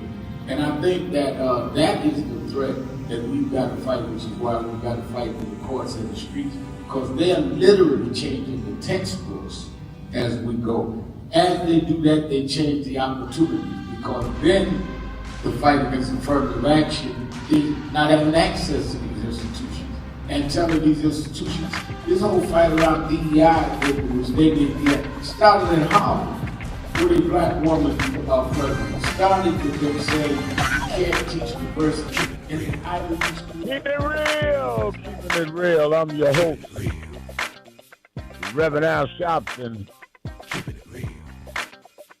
1-877-532-5797. 1-877-532-5797. Let's go back to the phones at 1-877-532-5797. Let me go to Anita in Chapel Hill. I haven't talked to her in a while. Anita? Hi, Reverend Al. Hi. I'm very thrilled I finally got on your line. But long time no talk with you. But I called it for a specific reason. Elijah Muhammad's son, Wazdeen Muhammad, had a 4th of July parade in downtown on Michigan Avenue on the 4th of July. It was called New World Patriotism Day Parade, which I think is a great... Pardon me? I was there one year. Okay, yeah, I was in it one year. My mother-in-law used to be one of the people that was co-hosting the parade like that, or they were the ones that were organizing it. Yeah, no, he invited me, and I went. I don't remember the year, but I didn't go every year. But I remember I went one year. He wanted to show solidarity on us all, religious leaders and civil rights leaders, wanted to bring some morality to the country. I went. And for the immigrants that are coming here, because one of his themes was the American life, or let's get the American life. I can't remember. My mother-in-law would have all of that. She's 90. So, but anyway, she's my ex-mother-in-law. But anyway, the point of this, what I'm trying to say is for all these new people that are coming here for what the slaves fought for, I would like him to lead what made us successful as a Black people and continue to set all of this up for them and to include it in something like New World Patriotism Day instead of the 4th of July and the slavery and all that other mess, because that's not what made this country. And one of his themes was, I love my family, and the dignity of work requires lawful employment. And when it meant for lawful employment, he meant things that God considered lawful. That means right interest rates, people are being fair to each other when they're renting and borrowing, and all this kind of stuff, as well as rights for women, rights for men, rights for, husbands and wives. So none of that is in the system right now. So his thing about lawful employment, because even a housewife, they don't allow you to be a housewife anymore. They want you to live like a street person. Okay, and I have a real problem with this country. So I'm for the New World Patriotism Day concept, because it will include all the people in the world, which is what God and Jesus intended all of us to follow, the love connection like that. And Elijah Muhammad was definitely for children being born and women having rights to have children, with men being the protectors, which is something slavery didn't do. And it's continuing to not protect the family that God said is supposed to be for men and women, because we're still on the Confederate system. And as you know, North Carolina went to, I guess they were in Washington, D.C., which I happened to be there at the time last week, and they sent for the state fair, whatever it is, celebration for United States for 250 years, North Carolina sent a Confederate flag. And I'm known as the N-word. Yeah. I'm known as the N-word, and I'm not anti-Semite. They didn't even give us a religious thing to say that we can be a family, a man and a woman and children. We're the N-word. You know what N-word meant? Castration, decapitation, homosexuals with young boys during the slavery forced. And what was the other one they did? Lynching. And all the things they did to the women, too. But I'm just saying what they're doing to the men. So I would like to see New World Patriotism Day be a new word instead of the 4th of July. And Muhammad Ali was the Grand Marshal every year. This was done with Harold Washington. I believe he was the first black president. Mayor. First black mayor, yeah. Yeah, no, right. Ali stayed with Wallace Muhammad when there was a split, and you're right. And Wadi Muhammad Wallace had this parade every year for a few years, and I went, and I don't know what happened to it, and I don't know what happened to his organization, but I do remember that. You're absolutely right. My mother-in-law told me what happened, and I forgot what she told me. She just told me in March, because she had her 90th birthday celebration in D.C., because she's from D.C. But, yeah, I would like to see that for all people, New World Patriotism, defined by some black people that believe in family, because that's what slavery tore up from us and denied us an opportunity to work to take care of ourselves. All right. Thank you for your call.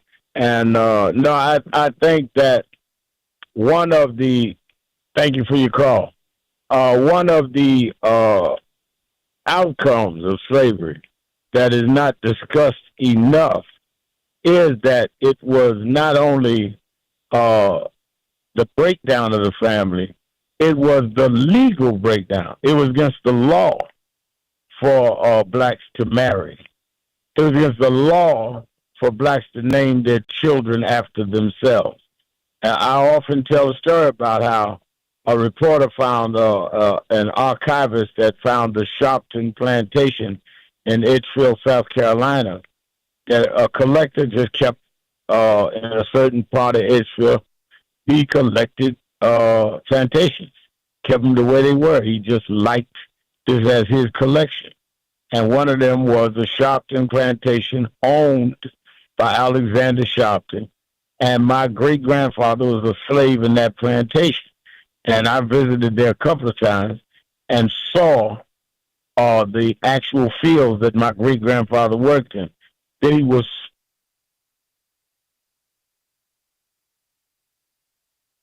who was Strom Thurmond's distant aunt, sold to Wabassa, Florida.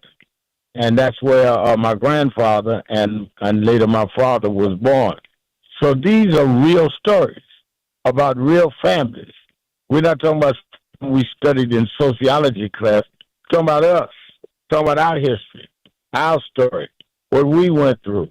And I think that is part of the July 4th story, because the country was built on legal and institutional chattel slavery. Now, we can celebrate those that broke those shackles, abolitionists, the slave rebels, all the way to getting us the right to vote, all the way to what we were able to achieve. I'll celebrate that, but I'm not celebrating July 4th, 1776, because I wasn't part of that celebration. But I was part of those that celebrated that the grandchildren and great-grandchildren of those that was in Philadelphia in 1776 had to confront movements that broke down that philosophical, ideological, white supremacist premise and gave us some levels of human rights, and we're still fighting for it. And I think that is what Frederick Douglass said is still true today, that we have to look at the July 4th differently than others because we had a different experience. And is not to tear the country down, is to tell the truth. And telling the truth is required, especially if you're going to talk history. And I think that is important. Let me go to Aralda. Aralda?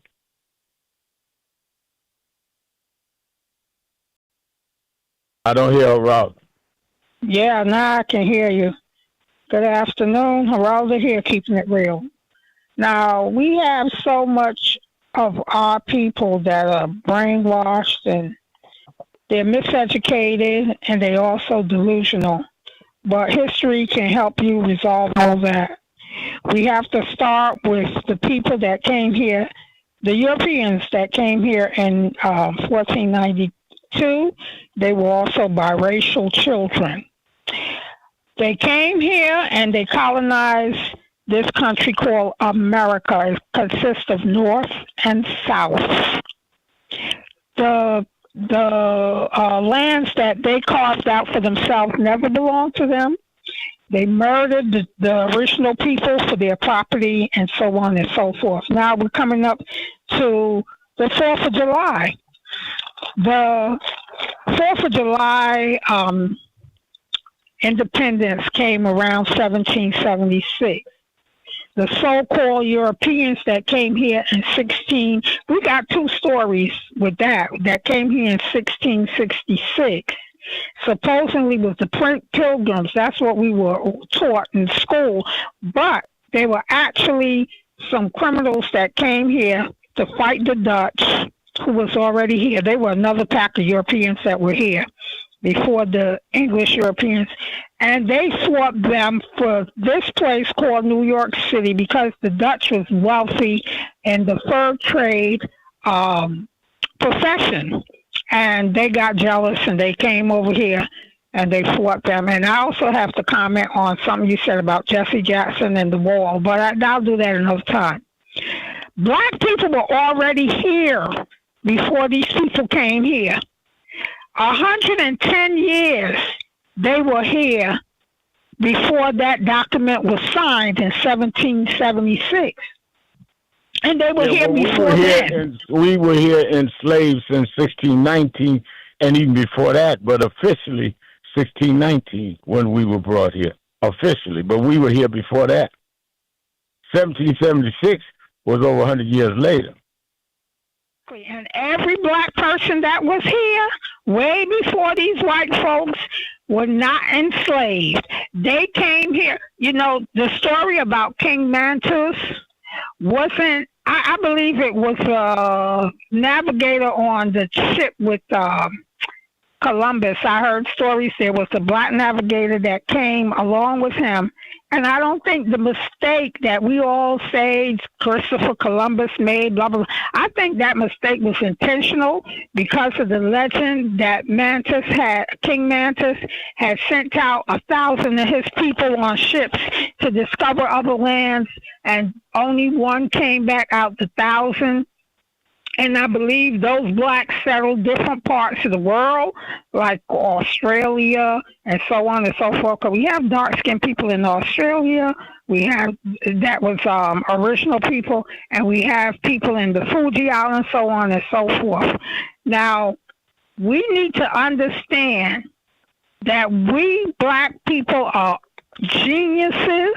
We're geniuses, and it's in our genetics, and it's not going to wash out.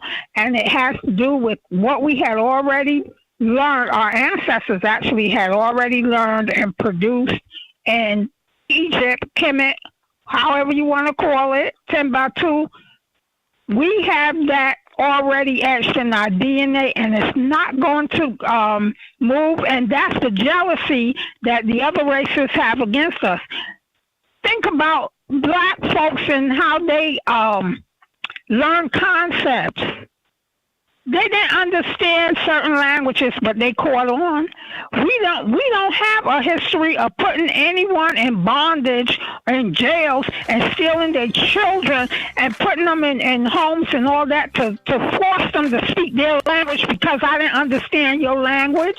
Black people already would look at the person, use the concepts, and adapt to the different languages. I got to take the break. I have to take the break. Thank you for your call. I'm pulling into the airport. I thought we'd get Jenny for Jones Austin to pick up the next hour. So hang in there. If not, we're going to play yesterday's tape until she's available. But I've got to go through to get this plane. I'll be doing the whole show tomorrow from New Orleans to Louisiana. Let's take a break. It'll be Jenny on the other side of the break, Attorney General for Jones Austin, or tape from yesterday. And I'll be with you for the whole show on tomorrow. Keeping it real. Shopton. Be right. Breaking news. The issues, the stories affecting you. Now here's the news.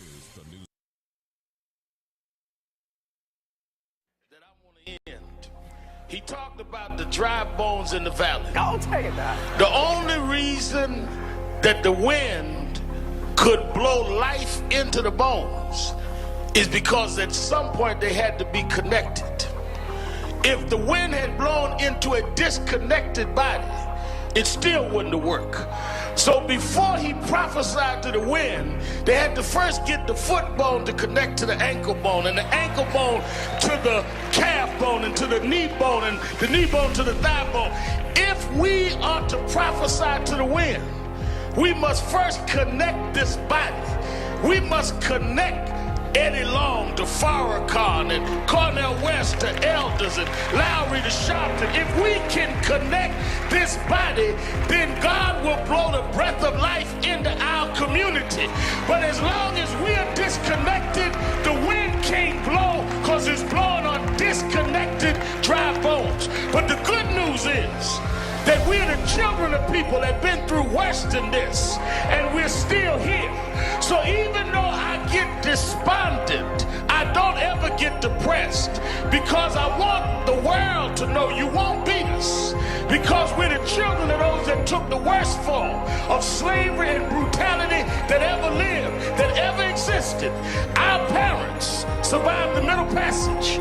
Only the strong got here, and then we lost our name, our culture, our religion, and we're still here. But you don't know who we are. We're the children of Chaka Zulu. We're the children of Mary McLeod Bethune. We're the children of Marcus Garvey. We're the children of Martin Luther King. We'll be here. We were first, and we'll be last. We know who we are.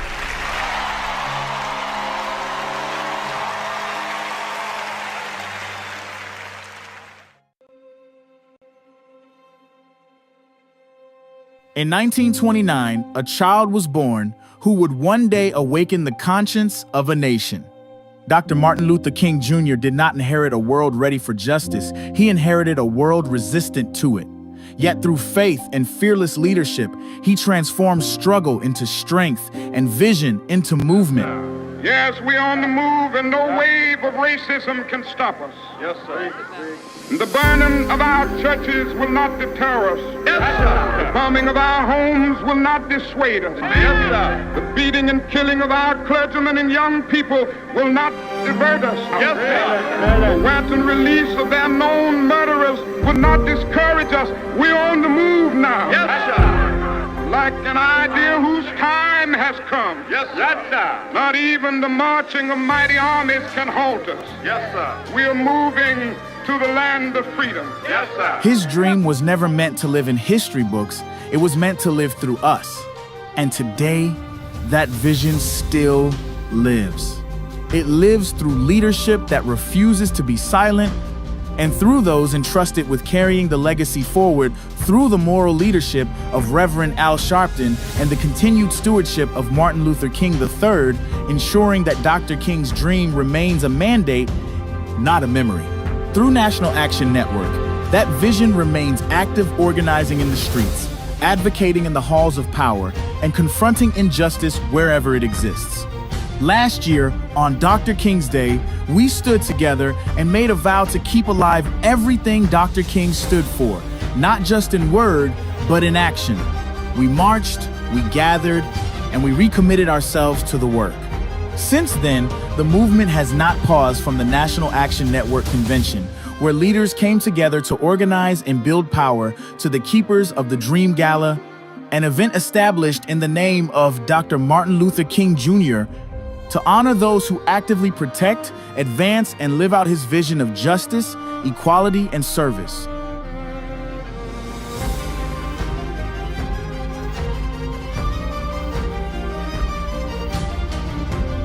It is especially meaningful to remember that Mrs. Coretta Scott King was honored at the very first Keepers of the Dream Gala.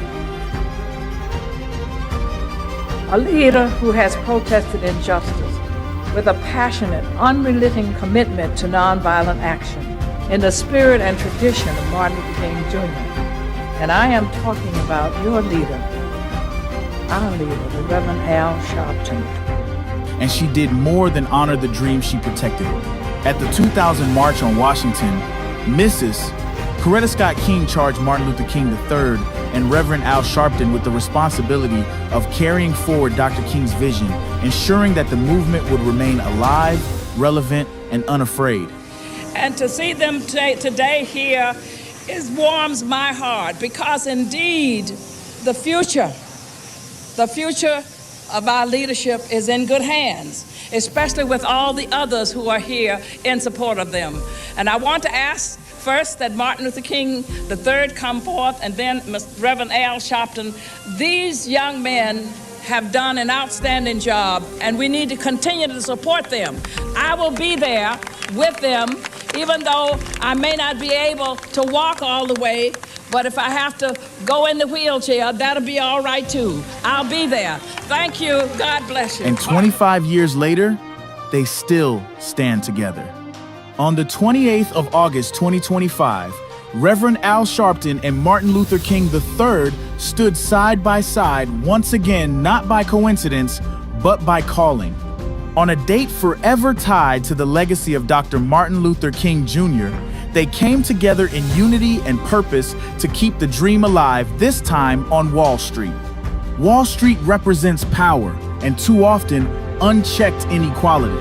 So they showed up to declare that economic justice is civil rights and that accountability must exist wherever power lives. Dr. King taught us that the moral arc of the universe is long, but it does not bend on its own. It bends when people are willing to pull it. And we are still pulling, still standing, still holding up the dream, because the work is not finished and the dream still demands defenders. He is a tireless civil rights leader, a fearless voice for justice, and the president and founder of the National Action Network, which proudly marks its 35th anniversary of fighting for justice, equality, and accountability. Please welcome Reverend Al Sharpton.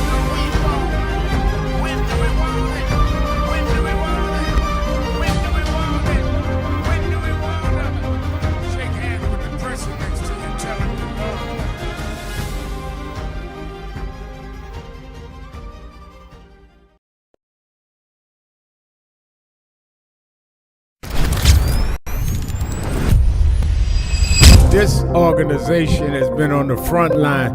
People ask me, why do families call us? Because we never leave them.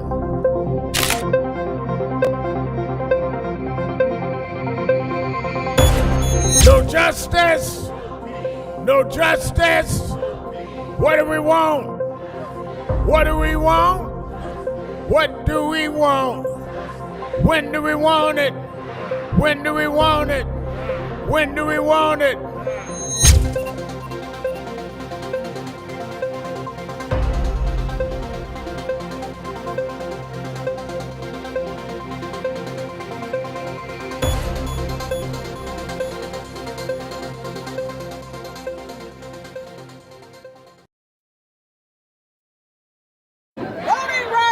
Voting rights.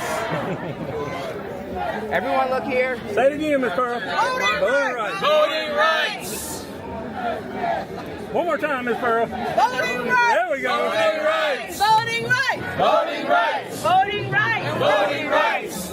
When do we want it? Now.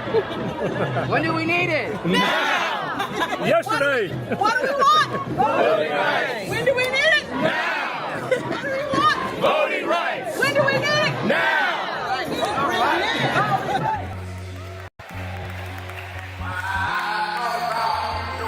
Look at everything. I went a couple of nights to go to the Knicks game. They lost. Last night I said, I'm not even going down there. I'm going to go to bed. I got to find a Hampton on to Chicago. And by halftime I said, man, they ain't going to win this game. They down 29 points.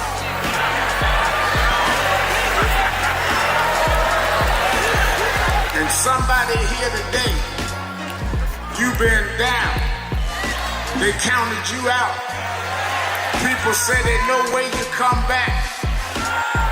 But I come to tell you, don't quit. For there's another half to play. And God will take you and let you win when the odds are against you. I know they're talking about you, but preach anyhow. I know sometimes.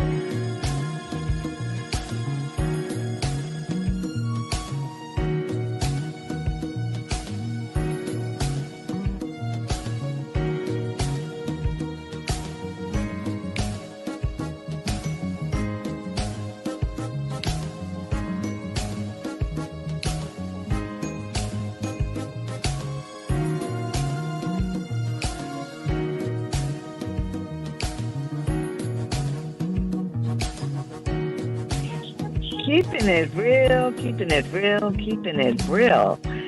This is Jennifer Jones Austin, and as you all know, you've been listening to Keeping It Real with Reverend Al Sharpton, and you've been chatting it up with Reverend Al Sharpton. But as you may be aware, he's had to begin his trip to the Essence Festival, and so I have just come off of my trek, making my way around the world, and fortunately, I'm able to be with you for the last hour of the show, and I'm delighted and excited to be with all of you.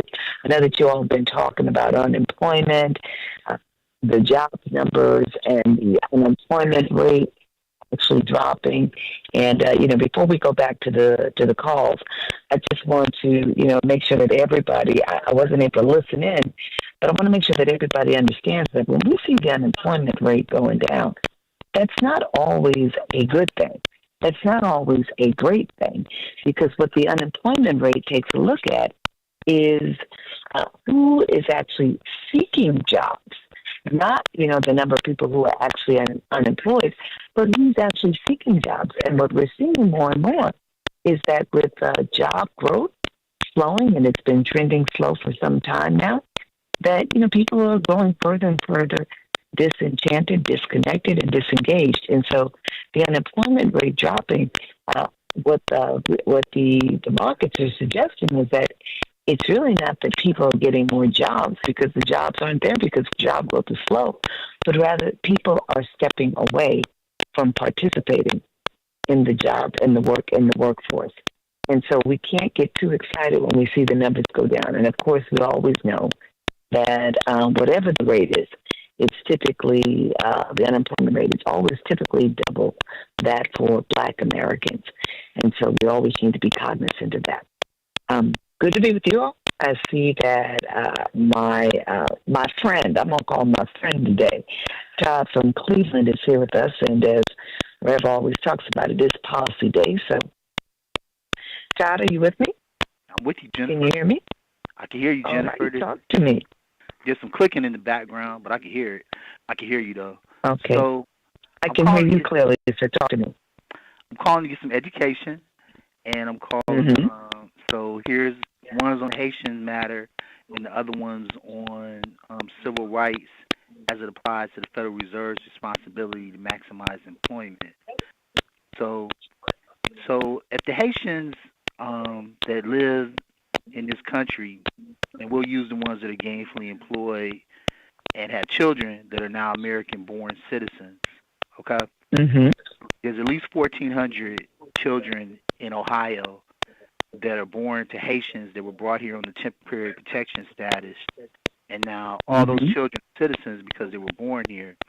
But if the government compels the parents to go back to Haiti, that seems to me, because the State Department considers that a dangerous place, that's the government forcing these children into a dangerous situation, and these children are American citizens, although their parents are not.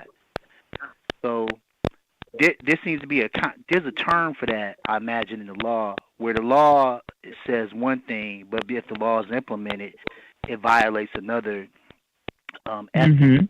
In this case, it would be child endangerment, because there will be targets, because they've got that American income perceived by those people that will want to harm them. If those same parents leave their children behind, because you can't put their children out of the country because they are American citizens, then their caretakers are gone, and now there's the issue of abandonment of those American citizen children. And then there's this last thing, all connected. If you allow these Haitians to stay, but you take away their protection status, and they can no longer maintain a work permit, driver's license, and other things that will help them be employed, that also causes a negative compromise to these American-born citizen children.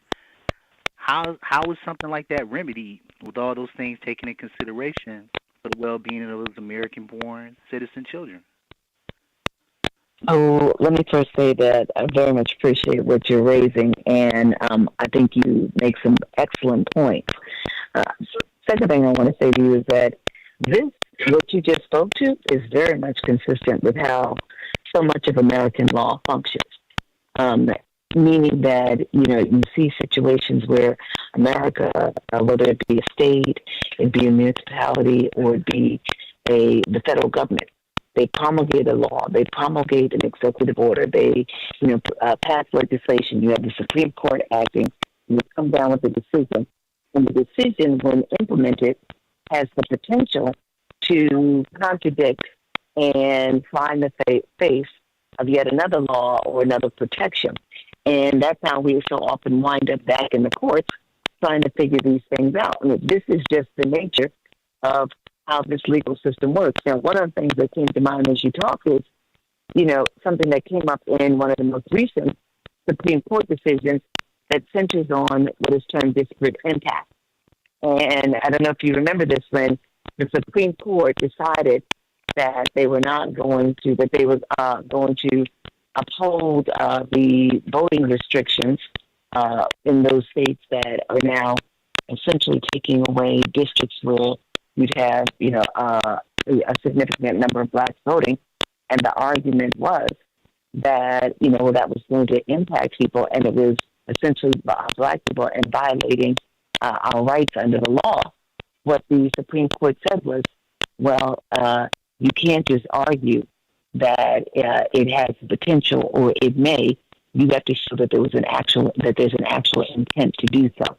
So we've got my point to you is that, first and foremost, you're making an excellent point.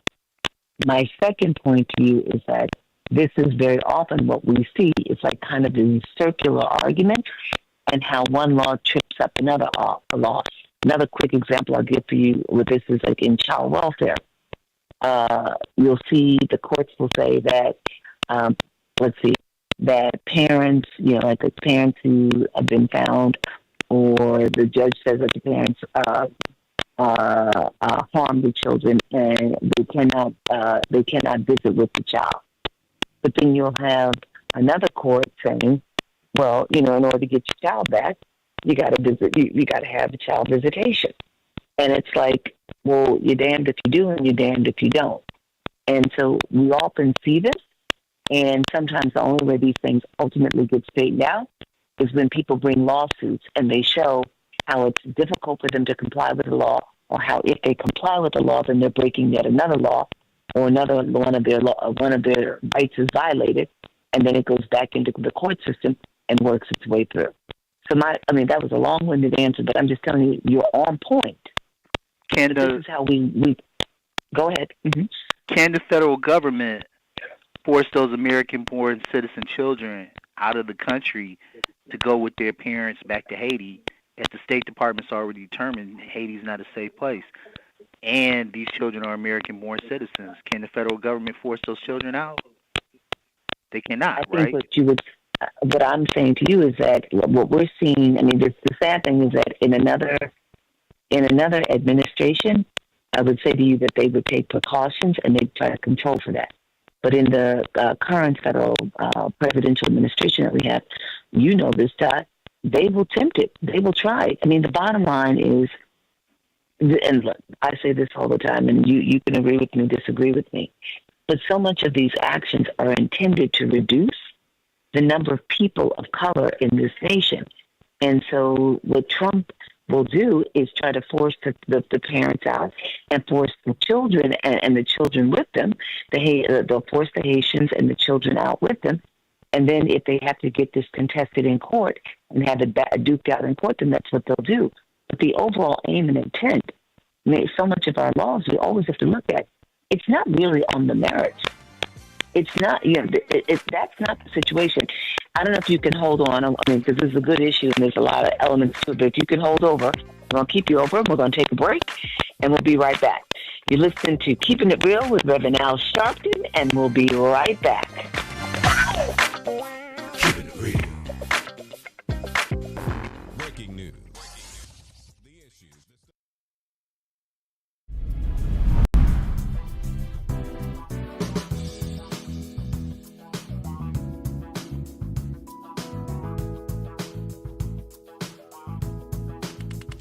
This is the first Thanksgiving I'm here in New York.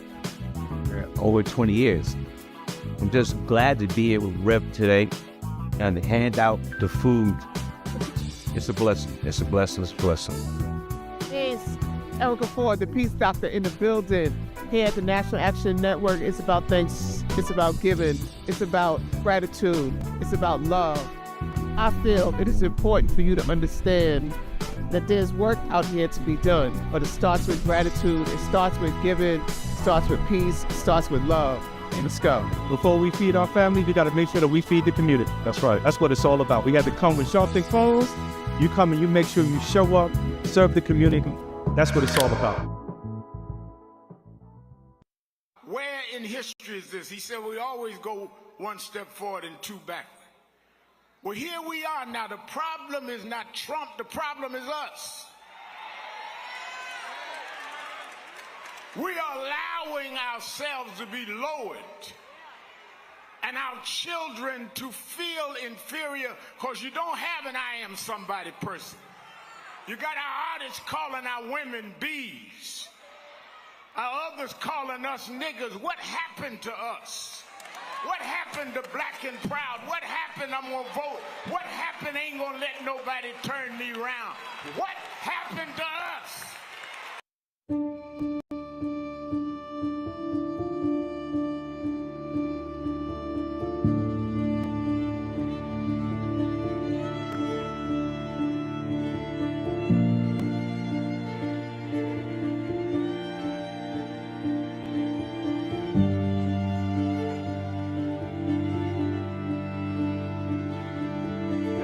Robert Culp used to do a show with Bill Cosby, I Spy, and he did a documentary on breadbasket, Robert Culp. Oh, wow. You need to see that documentary. It's great. Absolutely.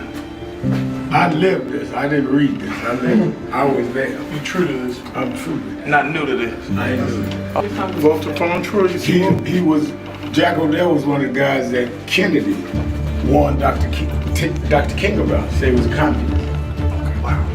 Jack O'Dell and Stanley Levinson. And Reverend brought him in. Nobody else in the movement would deal with Jack. Reverend brought him in. Oh, yeah. Sure. Just us. Just us. But there's stories behind all of it. It didn't just happen. But I am somebody. I may be on welfare, but I am somebody. I may be in jail, but I am somebody. I may be uneducated, but I am somebody. I am black, beautiful, proud. I must be respected. I must be protected.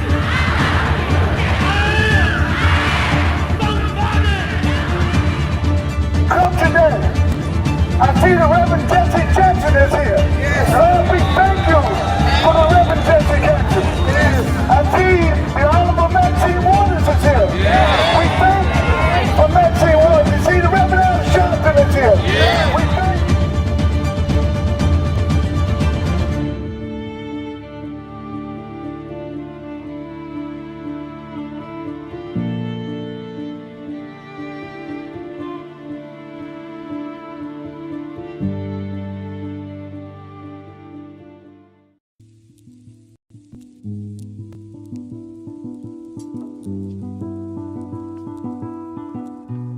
I had a thought this morning that I want to share with you about mentorship.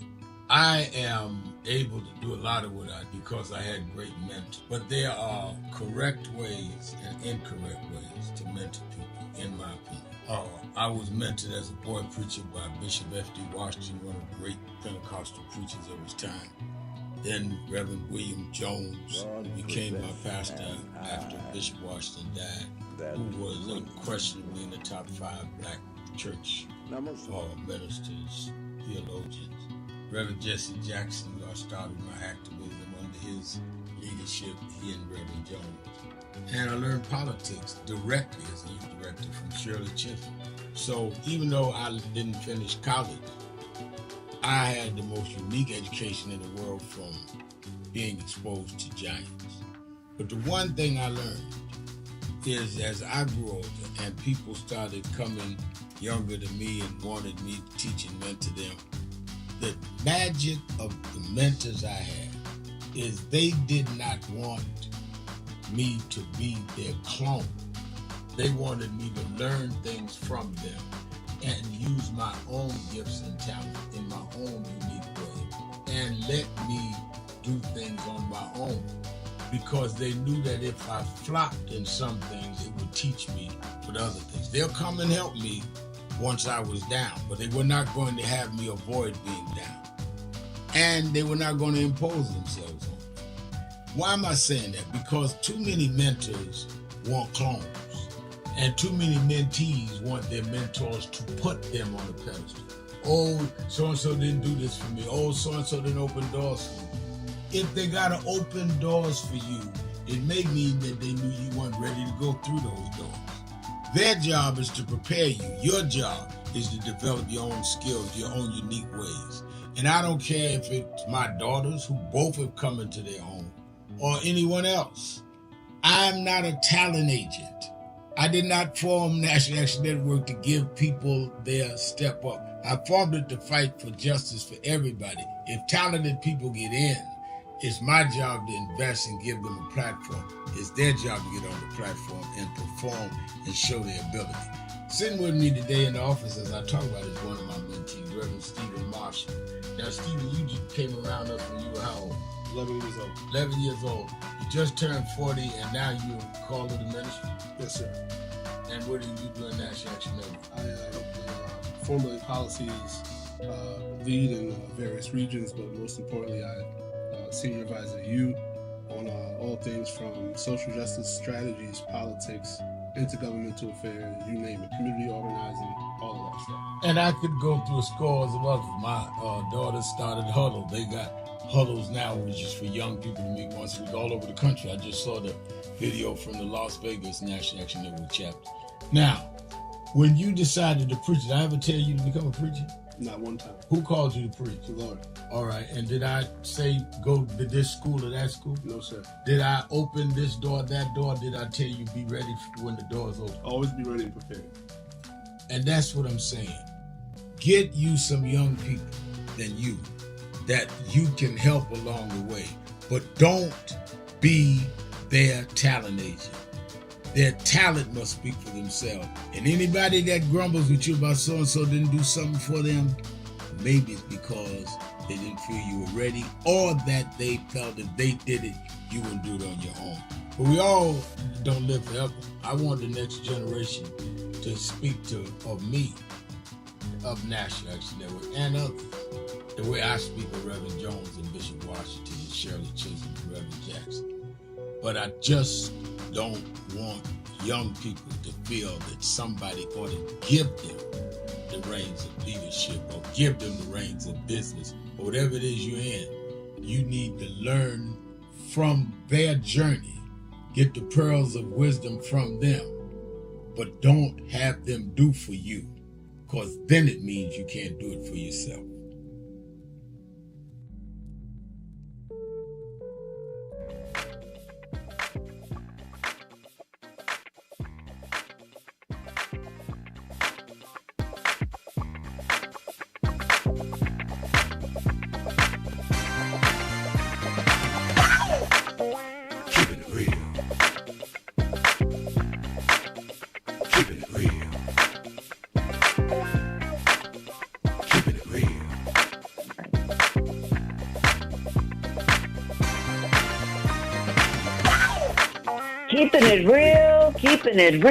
Keeping it real with Reverend Al Sharpton. This is Jennifer Jones Austin, and I'm with you for these last two segments. Do me a favor and call in and tell me what's on your mind. Let's talk about some critical issues. You can reach us by calling 1-877-532-5797. And we're going to go back to the phones, and we're going to touch base and talk a little more with Todd. Before I go back to Todd, I just want to lean into something that Reverend Sharpton was also talking about with you all. He was talking about unemployment, talking about the job rate.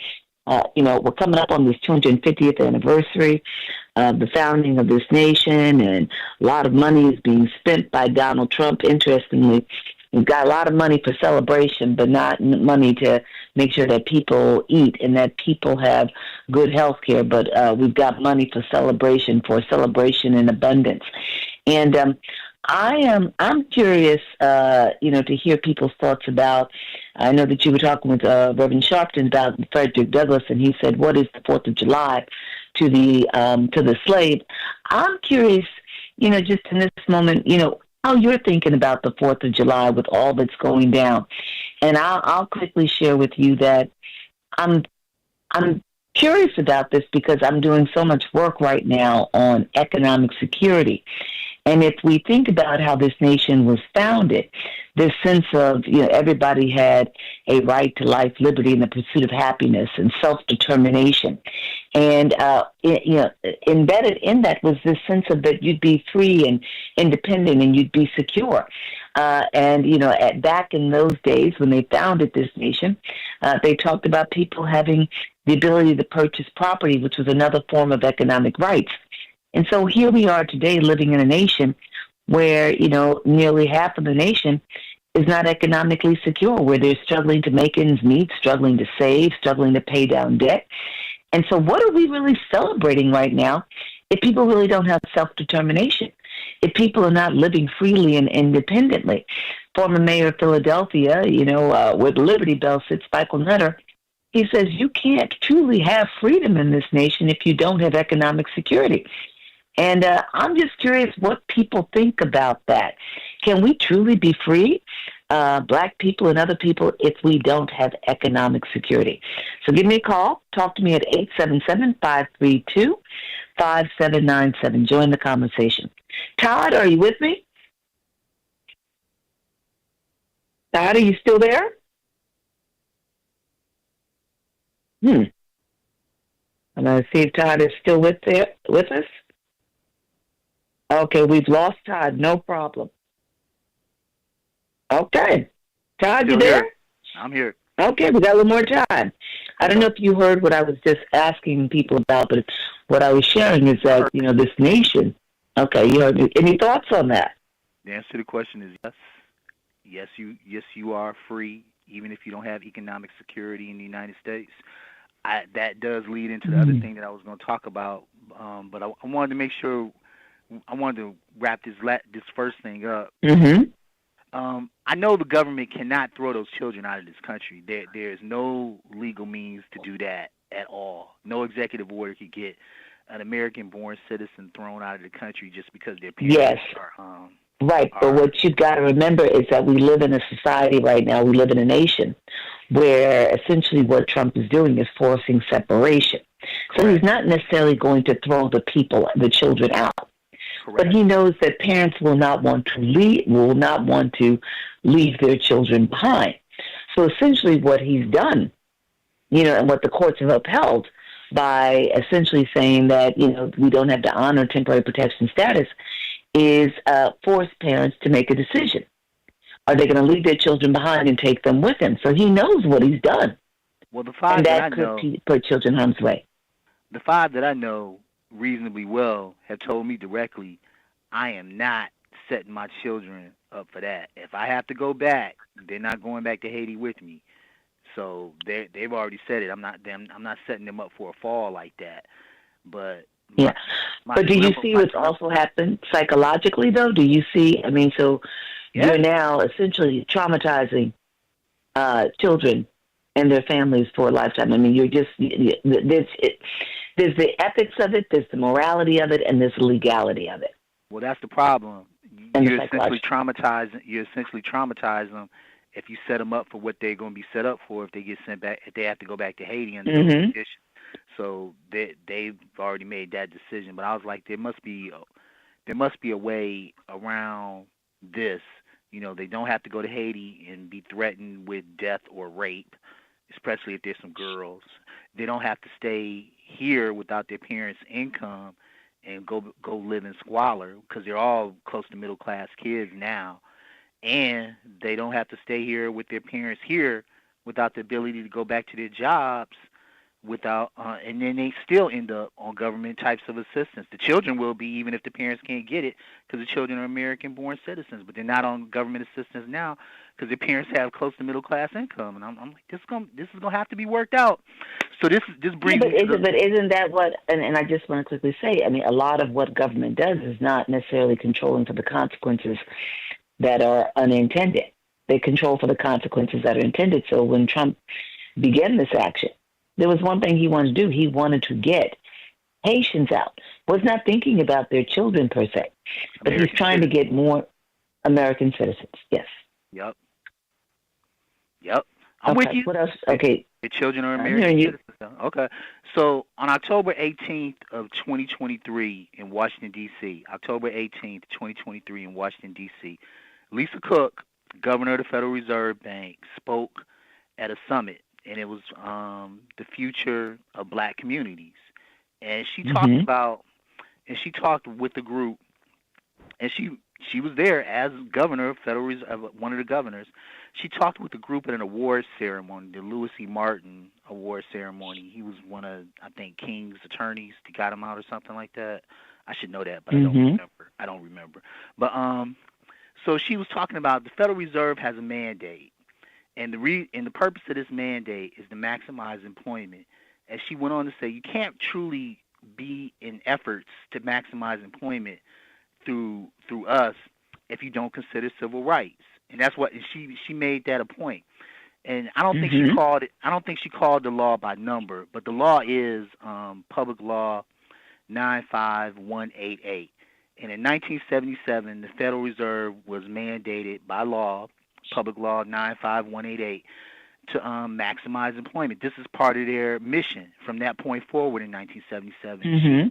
She talked about how if you truly want to get this done, and if we truly want to get this done, we have to consider civil rights. It's always been, even before this mandate existed by law, it's always been something that has to be considered in order to maximize employment for all of those. Because we don't maximize employment for just the rich or just the poor. Our mission is to maximize employment for all those that are here that want to be employed. So I'm bringing that up to you because I want to know, in your mind, how do you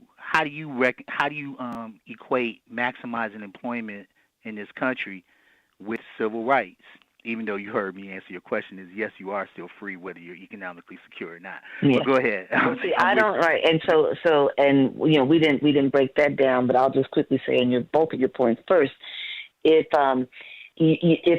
you are not free to make decisions about your life and how you live and how you move because the government has placed restrictions on it, as is the case sometimes when you're, like, say, living in public housing, or if you cannot move from place to place because you do not have the resource to do so, if your wages are deprived of you or they're lesser than, if you're not economically secure, you do not enjoy the same freedoms as somebody who actually is.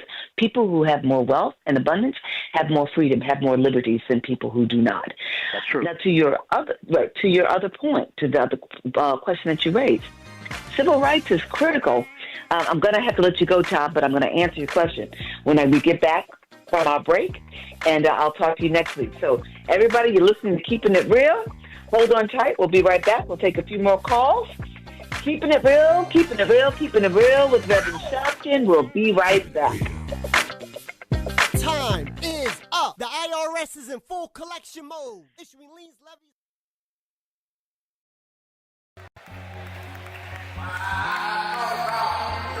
Look at everything. I went a couple of nights to go to the Knicks game. They lost. Last night I said I'm not even going down there. I'm going to go to bed. I got to fly to Hampton on to Chicago. And by halftime I said, man, they ain't going to win this game. They down 29 points.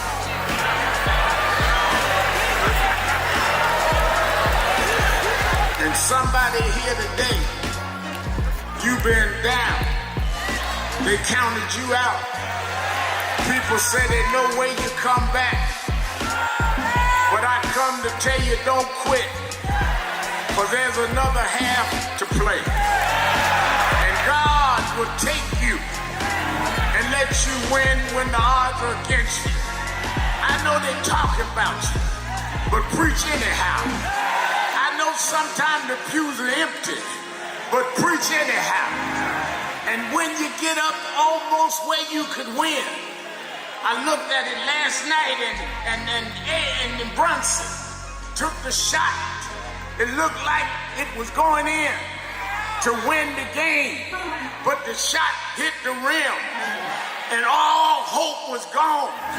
But then an African named Boyd OG just stretched through the crowd and he kicked in the winning shot. If you hold on, God will tip your win.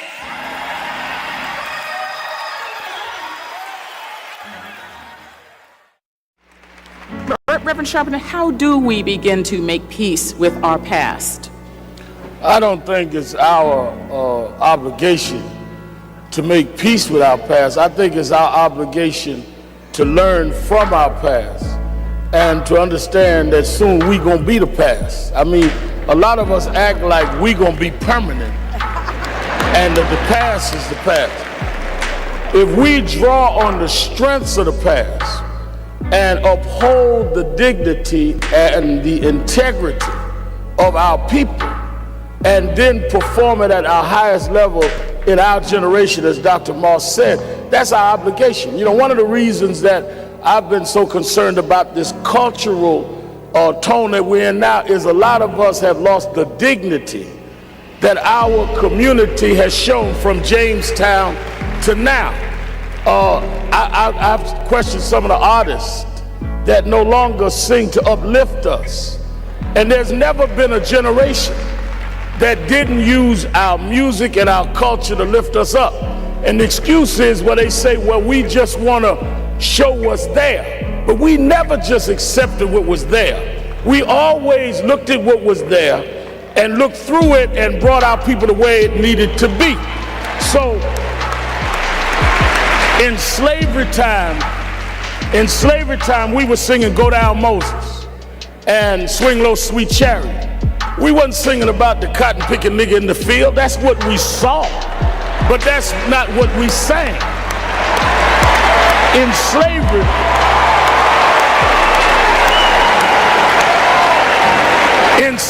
in segregation time, we were singing We Shall Overcome. Ain't gonna let nobody turn me around. We wasn't singing the hoe in the back of the bus. So where is this coming from? And that's what we need to challenge. I wish, you know, all of this about our friend Barack announcing today, I wish Obama had announced here, because Lincoln did not free us. The abolitionist movement freed us. Lincoln accommodated to freedom fighters. He was not a freedom fighter. Kennedy accommodated the king. Johnson accommodated the king. We got to quit giving the wrong people credit for our history.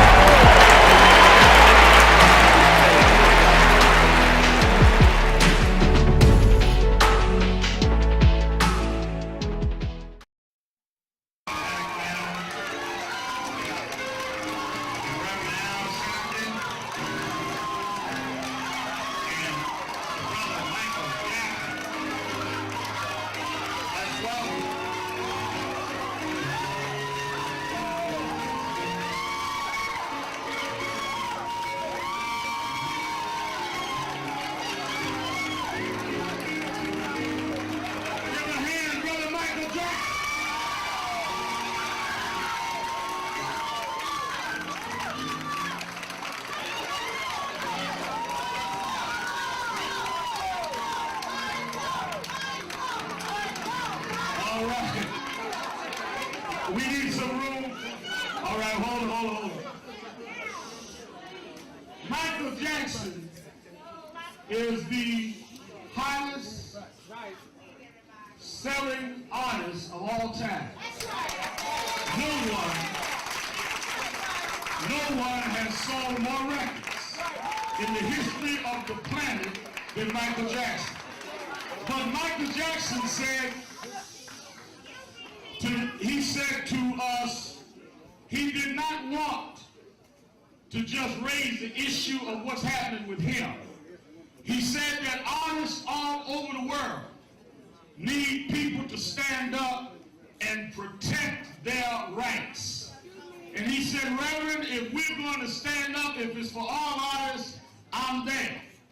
As you know, there's a big rally. His fan club is doing this afternoon. But he said, I'm coming to Harlem this morning to meet with community leaders because we want justice in the music industry for all artists.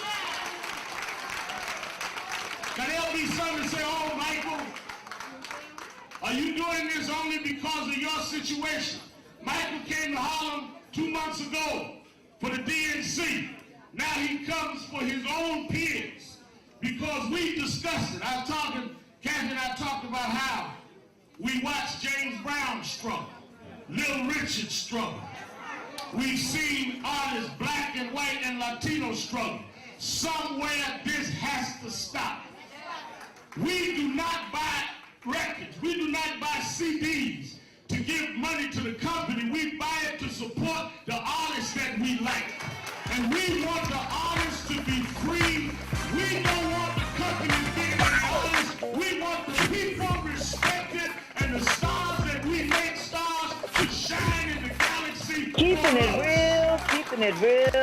it real with Reverend Al Sharpton.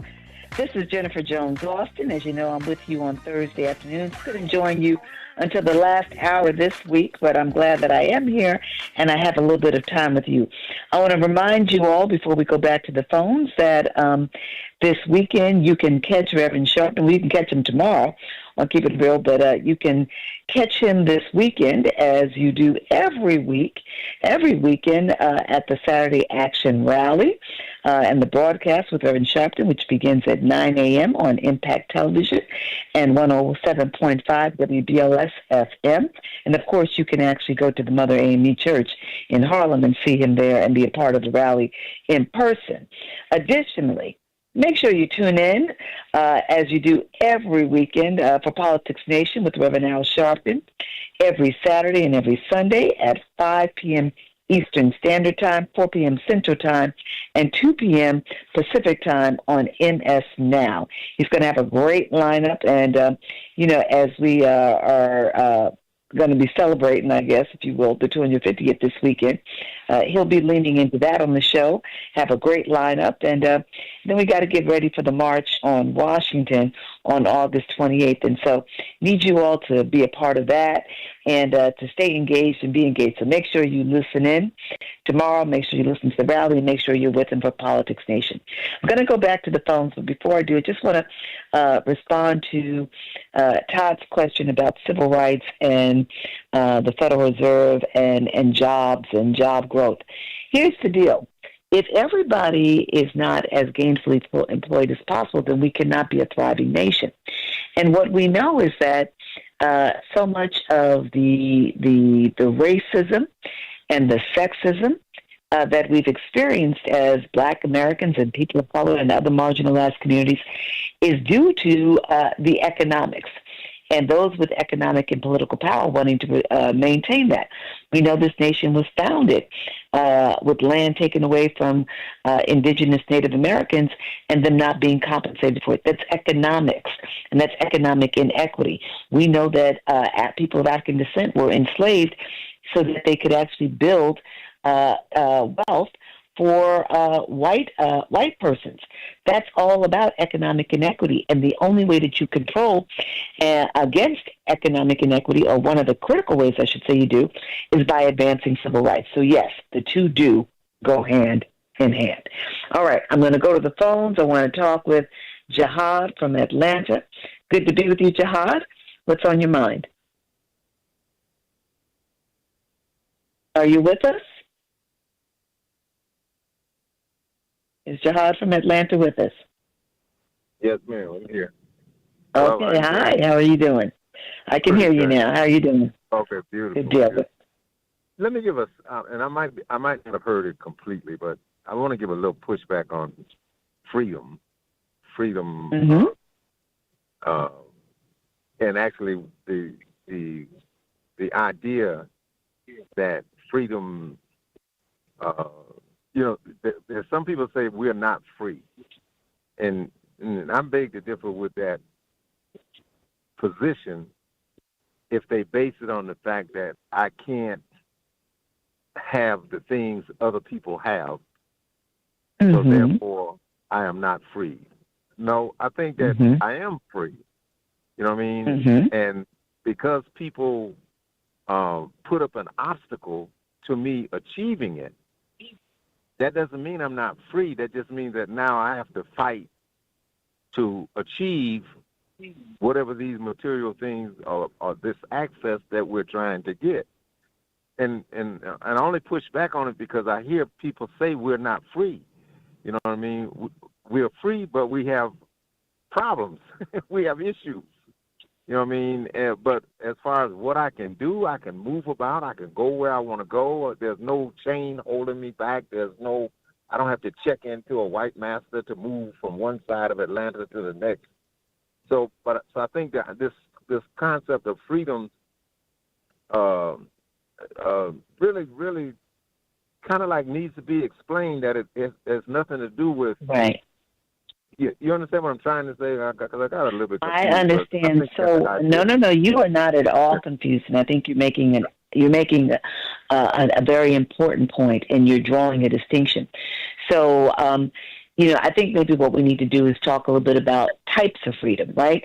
So one can be emotionally free, one can be physically free, one can be mentally free, right? Yeah. But in a nation that was founded with this sense of that everybody would have the right to pursue, like there, and this is actually part of the Constitution and the Founding Fathers, that you would have the ability to be secure, that you would have a right to self-determination, that you would be able to buy property, right? Yeah. What we're talking about is that those were founding principles that tied into freedom. And so I'm not necessarily talking about whether or not I have what you have, but when we live in a society where only people who have wealth and assets have a greater opportunity to essentially make sure that their children have the best educations possible, or the best health care possible, or when you live in a society where what you can afford in rent determines how stable is your neighborhood and how safe is your neighborhood, and whether or not you have access to water that is not filled with pollutants, or you get to live in a community that is not a flood zone. Mm-hmm. So what we're doing is saying is that there are different types of freedom. And so, yes, you can be mentally, emotionally, you can be spiritually freed. You and I may not be caught up in society telling us what success looks like and measuring that on money, right? Yes. On what you have in your bank account, or how many cars you drive, or what type of car you drive. But we have to appreciate we do live in a society where the best in healthcare, the best in education is actually is given to or provided for those who have the greatest in assets. And those who do not have are constantly struggling. And in many instances, we become beholden to a government, right? So like the government cuts taxes for the wealthy, but says to people who aren't wealthy, you have to pay a higher percentage of your income in taxes, and you have less at the end of the day. That doesn't make you economically secure. That doesn't make you free to be able to go and do what you want. So I really do appreciate the point that you're making, and I think it is spot on. But I think we're talking about a different type of freedom. Right. And all I'm saying is that this is a society that knows when they created this nation, and they told Native Americans that they had to assimilate if they wanted to hold on to their property. They were trying to keep them from being truly free and having self-determination. When they told them that they had to assimilate and be like white people and own slaves, they were trying to have some stronghold on them. So Jihad, you are spot on. I think that, and I'm so glad that you brought this point up, because freedom, you don't have to be caught up in what somebody else has got. But you know what? The government shouldn't be able to tell you, like you got to live in like a deprived community where you don't have quality education because you don't have the money, and they're only going to give you Section 8 and let it be in these places. That's what we're talking about. If I could end with this, let me say this. Mm-hmm. We're taught that the America is an ideal. It's an idea. It's an experiment. So it never was a place where everything was equal. Everything was full and full. It never was that. It's an idea. So the fact that it's an idea means that I have to fight for it, and I have to struggle for it, and I have to I have to make it what it's supposed to be. And that's where we got Reverend Sharpton and you and others who you spot on attempt to make them live up to what the ideal was, not that it ever existed. You know what I mean? Right, it's a right. goal. But we You know just what I mean? have to, you're spot on. Yeah. You're spot on. Yeah. And you're right. But we have to appreciate some of us are being forced to work a little hard. That's all we got to think about and why that is. Now, I got to move on. I got to talk to Woody. Thank you. But it's good to talk with you, sir. Have a good afternoon. Woody from Philly, WURD. You're keeping it real with Reverend Al Sharpton. Yes, ma'am. I hate to get in this late, but when the customer's always first, my father always taught me that. He was a real businessman. He couldn't read, but he was such a smart person. One of the most intelligent people I've ever met in my life was my dad. Couldn't read, but he could count in his head like a machine. Make a long story short, since it's not a lot of time, I wanted to say this whole issue of freedom. Now, I'm going to cut it as short as I can. We need, Miss Austin, a statue. Now, we got the Rocky statue here in Philadelphia. They put up the Joe Frazier statue and all of these other statues. We need a statue in every city. I'd like to start right here with Philadelphia if we can get it, but I don't know how to do the movement of a chattel slave. That would be a reminder to society, not just to white people, but to society from whence we've come. When we understand who really built this country, then we know when you talk about Native American, that's not a Native American. They're natives before America. We got to put words in the right text because it creates a spirit. A word is a spirit. God is the word. You see? So once we understand the power of a word, then we speak the spirit into life. It's just the way things go. And these are elders that used to say this to me. So from behind the barber's chair, I didn't get the greatest education at all. But I learned from as my father would say, the peepers. I learned from the peepers behind the barber's chair. And I thank God for you being an attorney, and I'm very, very proud of you. I want you to know that, too. But we got to do something to get a label. And when you look at the fact that you're not an African-American, African-American comes here freely with a good 1 to 12, and he can take advantage of all the privileges that others can and go to the colleges. We are the children of former chattel slaves living in America today. We must label that fact because nobody else can get in the front of that line. Nobody. Yeah. Amen. I appreciate that, and we got to wrap it up there, but appreciate all you sharing, and thank you for calling. I want to thank everyone who called in today. I want to thank a couple that we've left out that we haven't been able to get to. I want to thank all of the listeners on behalf of Reverend Al Sharpton and all who make this show possible every Monday through Friday. I am Jennifer Jones Austin. I am signing off for Reverend Al Sharpton. He'll be back with you all and talk with you tomorrow. And until then, keep it real. Keep it real. Keep it real. I'll talk to you tomorrow.